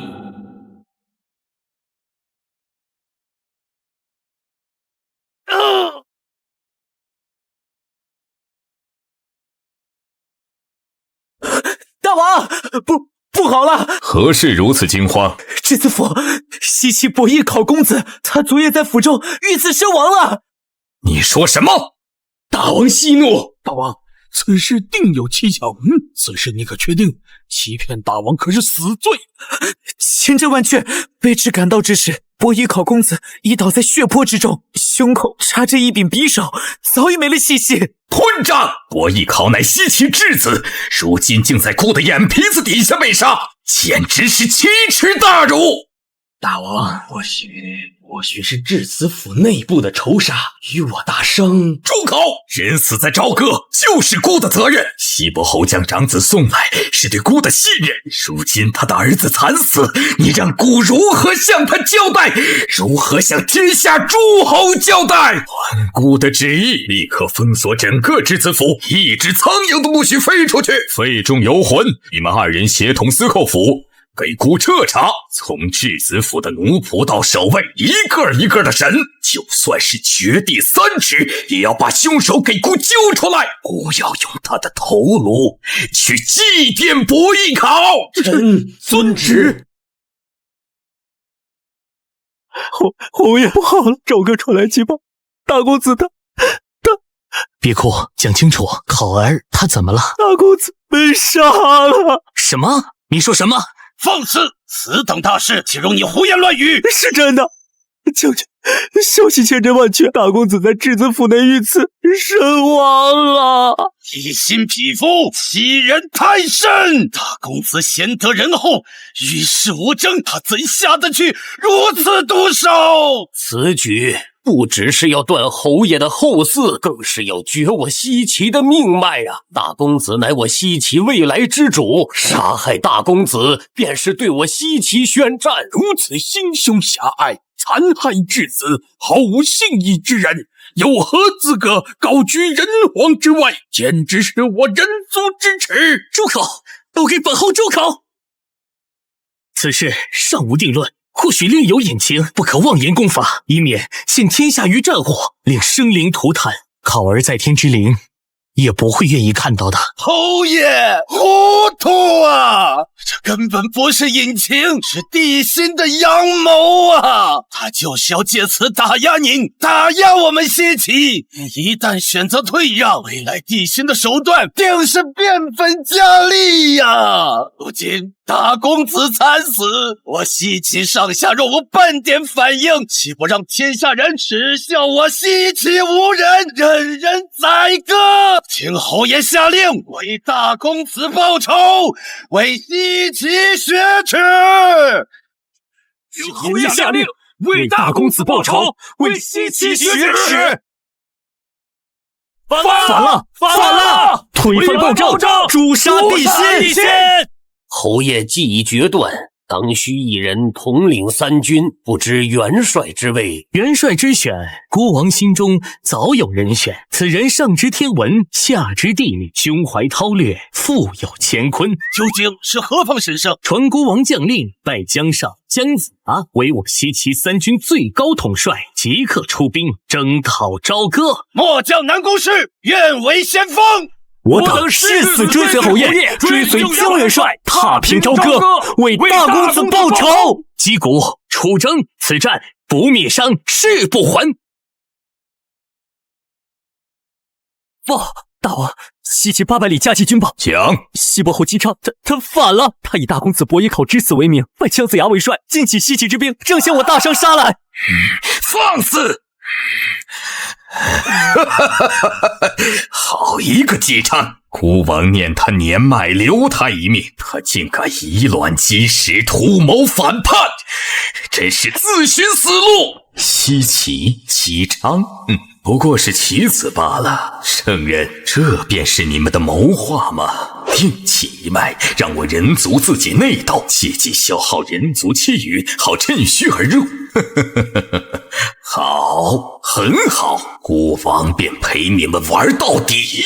区区西岐乱臣贼子，何足挂齿？孤王要让天下人都看看，反叛大商是何等下场。太师何在？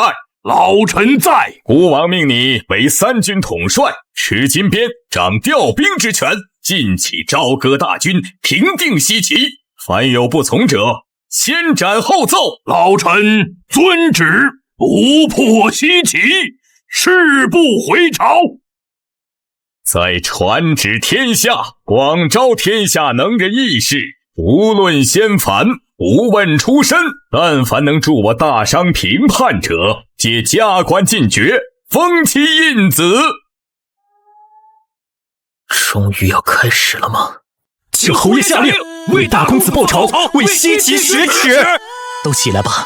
孤王一生敬天法祖，忠于社稷，为天下安宁，孤王忍了；为西岐百姓，孤王也忍了。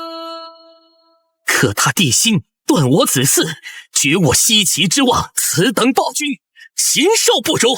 若再忍让，孤王有何面目去见我西岐的列祖列宗？有何颜面去见惨死的考儿？侯爷，孤王非为一己之私，更非为一家之仇。帝辛无道，残害忠良，视万民如草芥，此等昏君，人人得而诛之。传国王令，西岐反了。想不到姬昌此子竟是以至情至性之辈，实属难得呀。师兄怕是相差了。人族绝对是洪荒万族之中最卑劣的种族，越是身居高位，越是容易受红尘气运荼毒，变得贪婪，对权力的追逐会将人性之恶无条件的放大。不说他人，就姬昌此人，固然对紫薇星主有几分感情，但绝对不多。现在的一切都只不过是他演出来罢了，甚至在场的所有人都在演。师弟何必这番作态？人族不管如何，始终是被圈养的畜生。所谓的人族气运，迟早会变成我等修为进阶的阶梯。修行之路，切莫着想了。师弟受教。1万里星空传音，女娲师妹说天机已变，我截教的一线生机就在此处，一家凡人书店。一线生机，究竟是真是假？也罢，既然来了，总要看个究竟的。这气息，这道运，不会吧？这他妈不是通天教主吗？他怎么会来我这儿？店家，贫道想在此看书，不知需要何物交换？我操，极品先天灵宝，一出手就是王炸，不愧是圣人，真豪横。书架上的书可自行挑选，至于报酬，就这个吧。一介凡人，竟然无惧我圣人威压，有点意思。哎，就这本吧。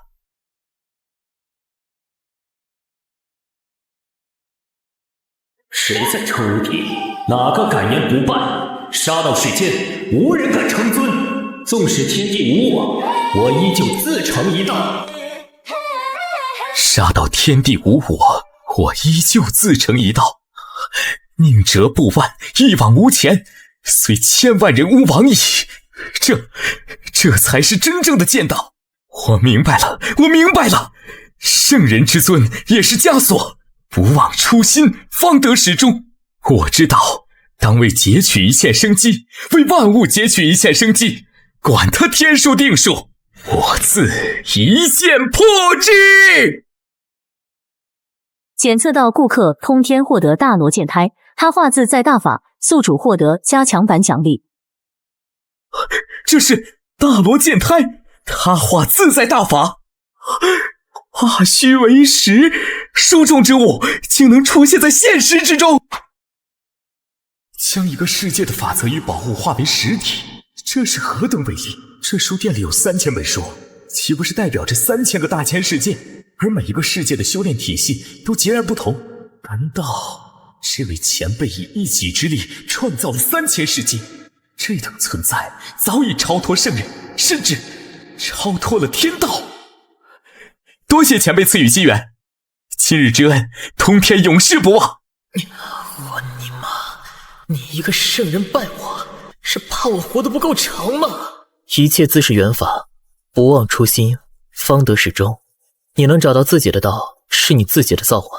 晚辈通天，斗胆想请前辈论道一二，为晚辈指点迷津。过犹不及，贪得无厌，非是好事。你今日所得已多，好自领悟吧。是晚辈梦浪了，多谢前辈教诲，晚辈告辞。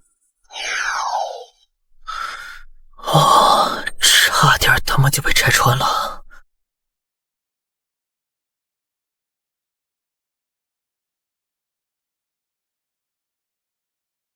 姜子牙，以我同为人族，本该同心同德，共御外敌，尔等却为一己私欲，悍然反叛，掀起滔天战火，致使我人族内部生灵涂炭，血流成河。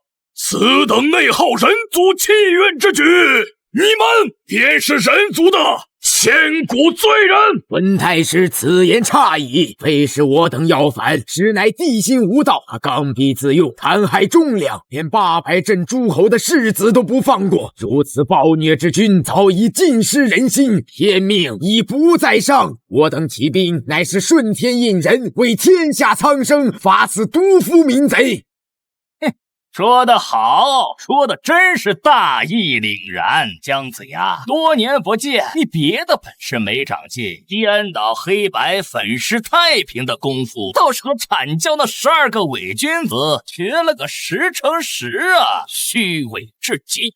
公报，你这叛教逆徒，何胆在此妖言惑众？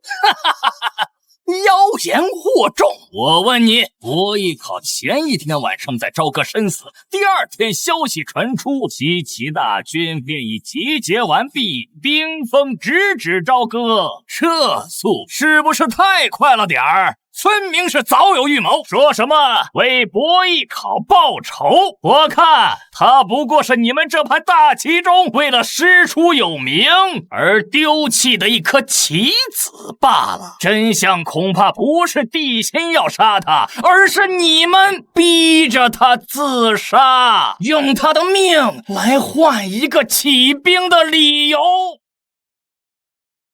走口，老败口，自古皆然。这世间终究是强者为尊，实力说了算，多说无益。各位师兄还不出手，更待何时啊？申公豹，你这妖道屡次三番与我阐教作对，今日定要你身形俱灭。众师弟，布阵，这次绝不能让他再逃了。就凭你们，还望各位道友相助。申公豹，你好大的胆子，竟敢勾结截教这些披毛戴角、师生卵化之辈！我呸！少在这里摆你们阐教的谱了。各位道友，跟这群道貌岸然的家伙没什么好说的，直接干他！正有此意。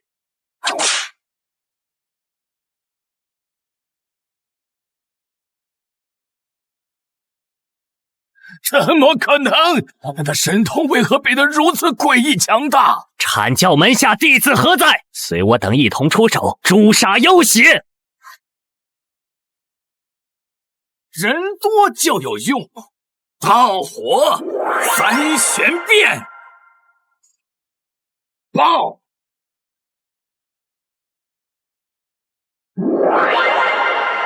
大地杀阵，起！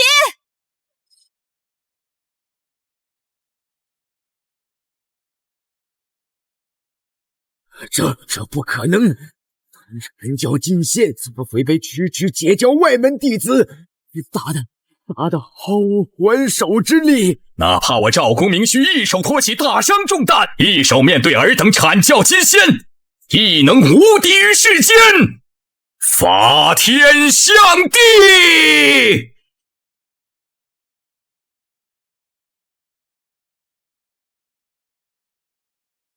师兄，救我！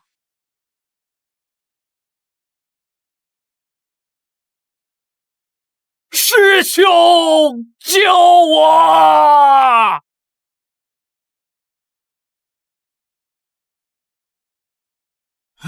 南极师兄，云中子师兄，你们终于来了！哼，一群废物！堂堂阐教12金仙，元始师尊的亲传弟子，竟然被区几个截教妖女和一个叛徒打成这副德行，真是丢尽了我阐教的脸面！申公豹，你这数典忘祖的叛徒，今日便是你的死期！还有你们不识天数，胆敢插手西岐之事，今天本座就一并清理门户，送你们通通上那封神榜！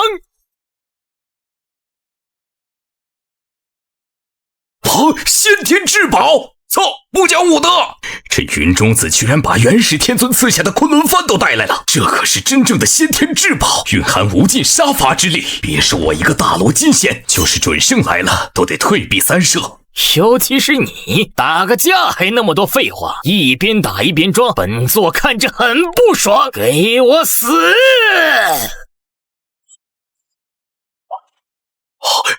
师妹救我！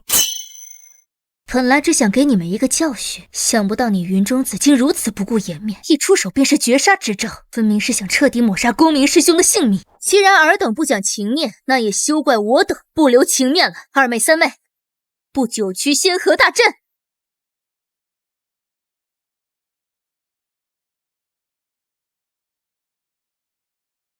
是。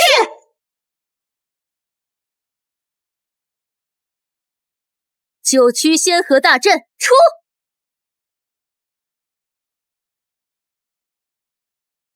切，我还以为是什么逆天大阵，原来只是故弄玄虚。就这点能耐，连一丝一毫的杀伐之气都感受不到，雕虫小技罢了。在师尊的先天至宝昆仑幡面前，一切阵法皆是虚妄。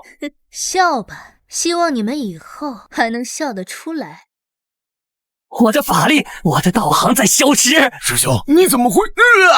这是血神仙水，让血人顶上三化，灭人胸中武器。我们的根基正在被磨灭。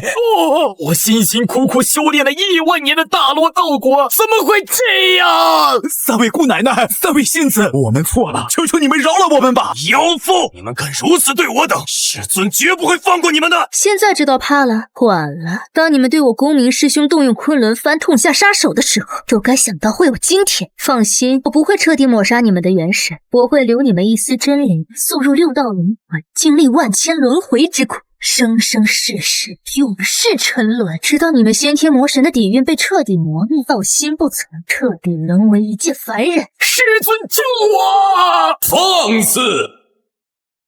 好一个三霄，好一个截教，竟敢如此折辱无知门徒！没了，我的大罗极仙道果没了，全都没了。师尊呐！弟子的修为，弟子的元神境界只剩下地仙层次了呀！1万年的苦修毁于一旦了呀！截教妖孽，倒行逆施，欺人太甚！今日本座便要替天行道，将尔等尽数打入轮回，以儆效尤。东盟初判，道为尊，炼就灵宝，斩黄昏，一见诛仙惊天地，万仙来朝，圣人门。弟子拜见师尊，多请师尊圣安。不过是小辈和小辈之间的切磋吧。师兄，你堂堂圣人之尊，亲自下场对晚辈出手，未免太过着相了。着相？通天，你管这叫小辈间的切磋？他们削去我门下弟子顶上三花，废掉胸中武器，此等手段与直接下杀手有何区别？二师兄言重了，我这3位徒儿终究是心善，只是给予一点教训，并未真正伤其性命。至于修为，有大师兄的9转金丹在，重塑道基，恢复修为，不过是时间问题罢了，何至于此呢？这家伙怎么回事？以往与他分说，不出3句便要动怒，今日怎会如此心平气和？处处透着古怪呀！少说废话，通天，将你那3个布下恶阵的孽徒交出来，此事必须给我阐教一个交代。好，不知二师兄想要一个怎样的交代？自然是身死道消，魂上封神榜，一应天数。看来终究是免不了要做过一场。你要为了区几个弟子与我动手不成？剑道法则圆满，圣人3重天。好啊，怪不得如此有恃无恐，原来是修为精进了。但你当真以为凭你一人就能逆转大势吗？大师兄，接引道友，准提道友，还不出手，更待何时？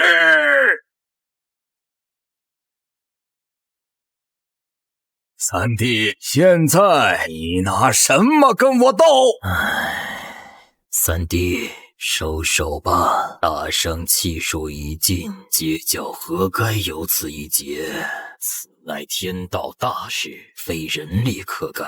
你若再一意孤行，休怪我等不念兄弟情义了。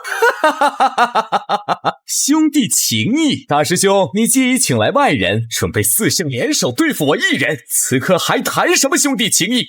废话少说，动手吧！今日我便用手中之剑，究竟是尔等口中的天道大事不可为，还是我通天的人定胜天？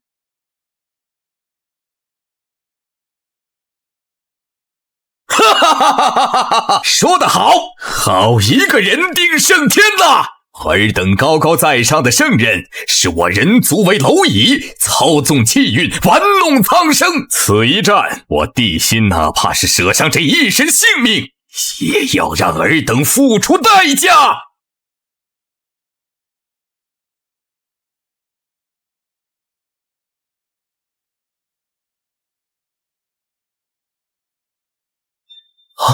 人皇，痛快爽快！没想到梧桐天也有志同道合之人。好，今日便让吾等二人与这些虚伪的圣人战个痛快。师兄，莫不是忘了我这位师妹？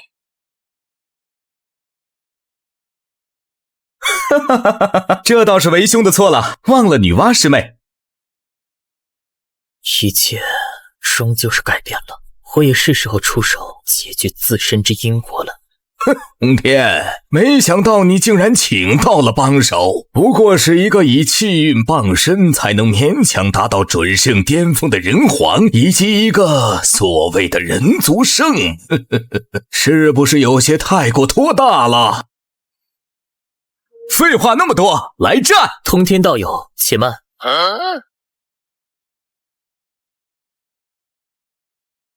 贫道与这元始天尊有因果尚未了解，不如就把他交给贫道如何？原来是前辈，一切自然听凭前辈安排。你是何人？我与你素不相识，何来因果？此乃我等兄弟之间的家事，阁下还是不要插手为好。不认识吗？这就是最大的因果。大师兄，这一切的幕后推手便是你吧？今日我便与你清算所有因果。久闻接引师兄的梦中正道之法，玄妙无比。今日师妹却是要来见识一番了。当初就是你这老秃驴，在我人族圣母庙前施法，试图控制本王心神，从而使整个大商堕落，西岐起兵，人族气运分裂。看我今天！我把你打得满头是包！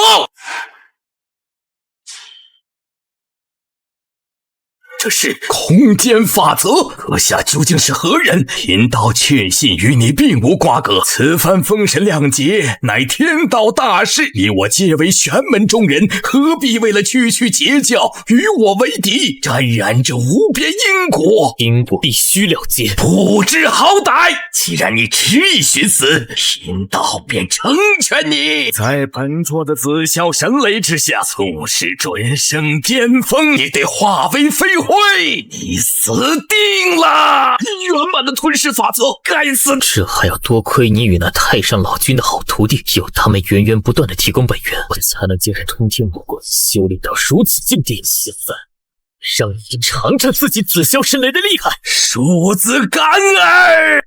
真搞不懂像尔等这般是如何称得上。论战斗，你们远不及巫族时期，只能低头做人；论法则领悟，尔等连女娲都不如。说到底，不过是所谓的天命吧。而我最讨厌的就是天命，天地拳。不可能！徒手打碎极品先天灵宝，这是族才能拥有的肉身，你怎么可能？原来传说中的天道圣人也不过如此。六道轮回拳。一切都结束了。不知小儿，我等乃天道圣人，元神寄托天道，天道不灭，圣人不死，你杀不死我的！不死，这不是最好的沙包吗？正愁我这无数神通无处施展，真是瞌睡来了送枕头。佛怒连连。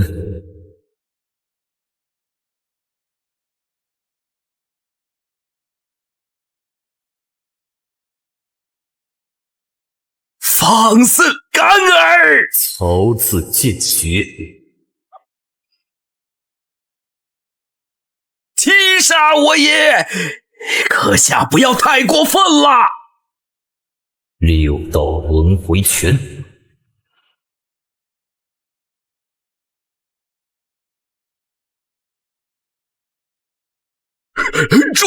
住手！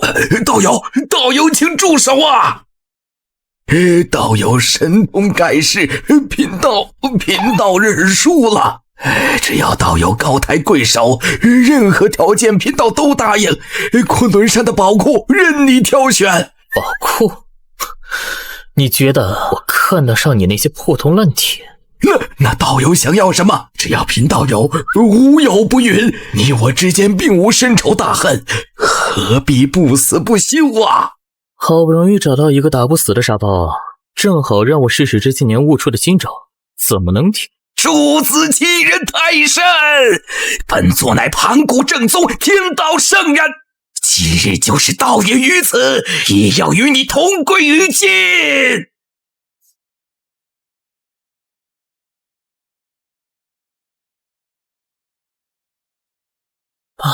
每次都是这几句，能不能来点新鲜的？哎呀，妈个逼的，打到老子手都疼了，也不知道他们那边怎么样了。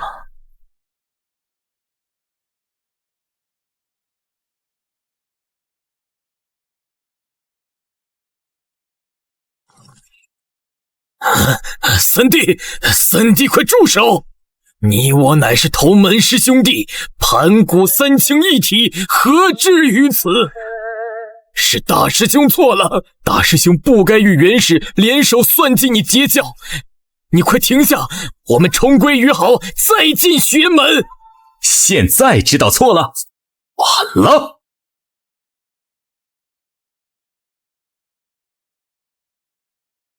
唉，不愧是那遁去奇异的一线生机，没想到女娲师妹得了机缘之后，竟然能将造化法则领悟到圆满境地。这一局论道是师兄输了，希望师兄说到做到，莫要再耍无赖了，否则的话，别怪吾下手无情。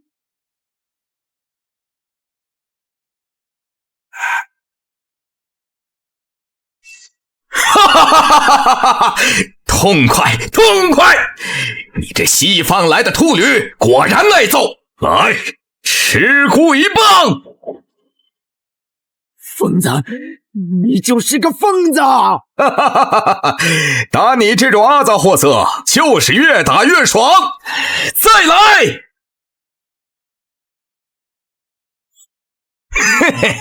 本座乃天道圣人，万劫不磨，不死不灭。你这蝼蚁，就算再杀本座10000次，又能如何？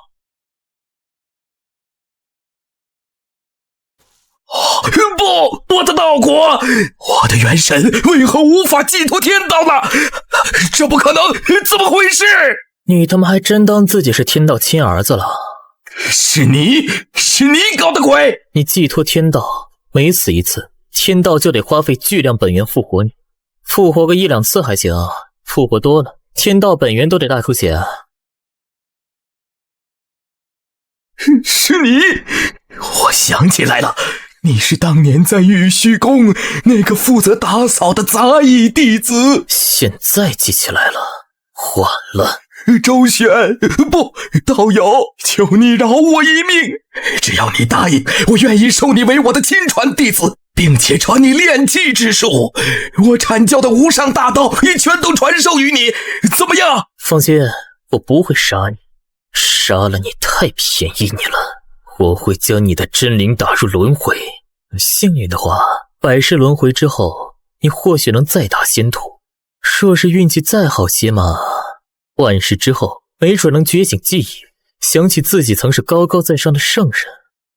不过嘛，那时候或许已经是末法纪元，天道隐退，大道不存。你一个凡人，守着圣人的记忆，却无半点神透，那才叫真正的好玩。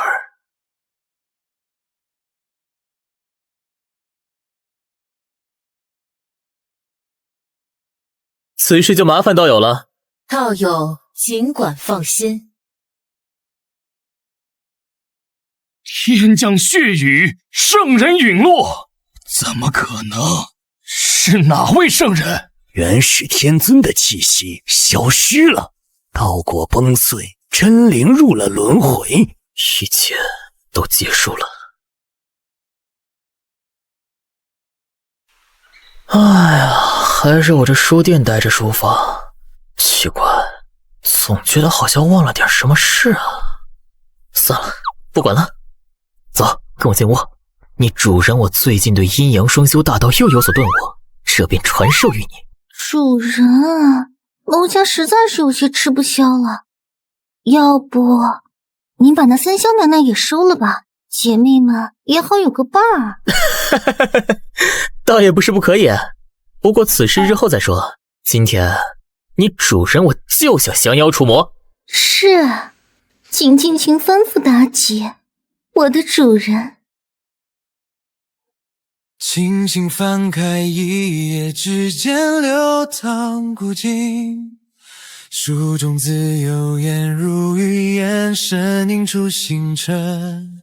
微光里，笔锋无情梦，一笔落下万书，独奏定如风。3000书经，演化3000世界，一字一望，皆能照见星海。花虚为实，廉价成真，在这无尽长夜里，树叶化作归途的灯。无声岁月，终将写进不灭。花虚为实，廉价成真，愿你在书海深处，再一次看见晨曦的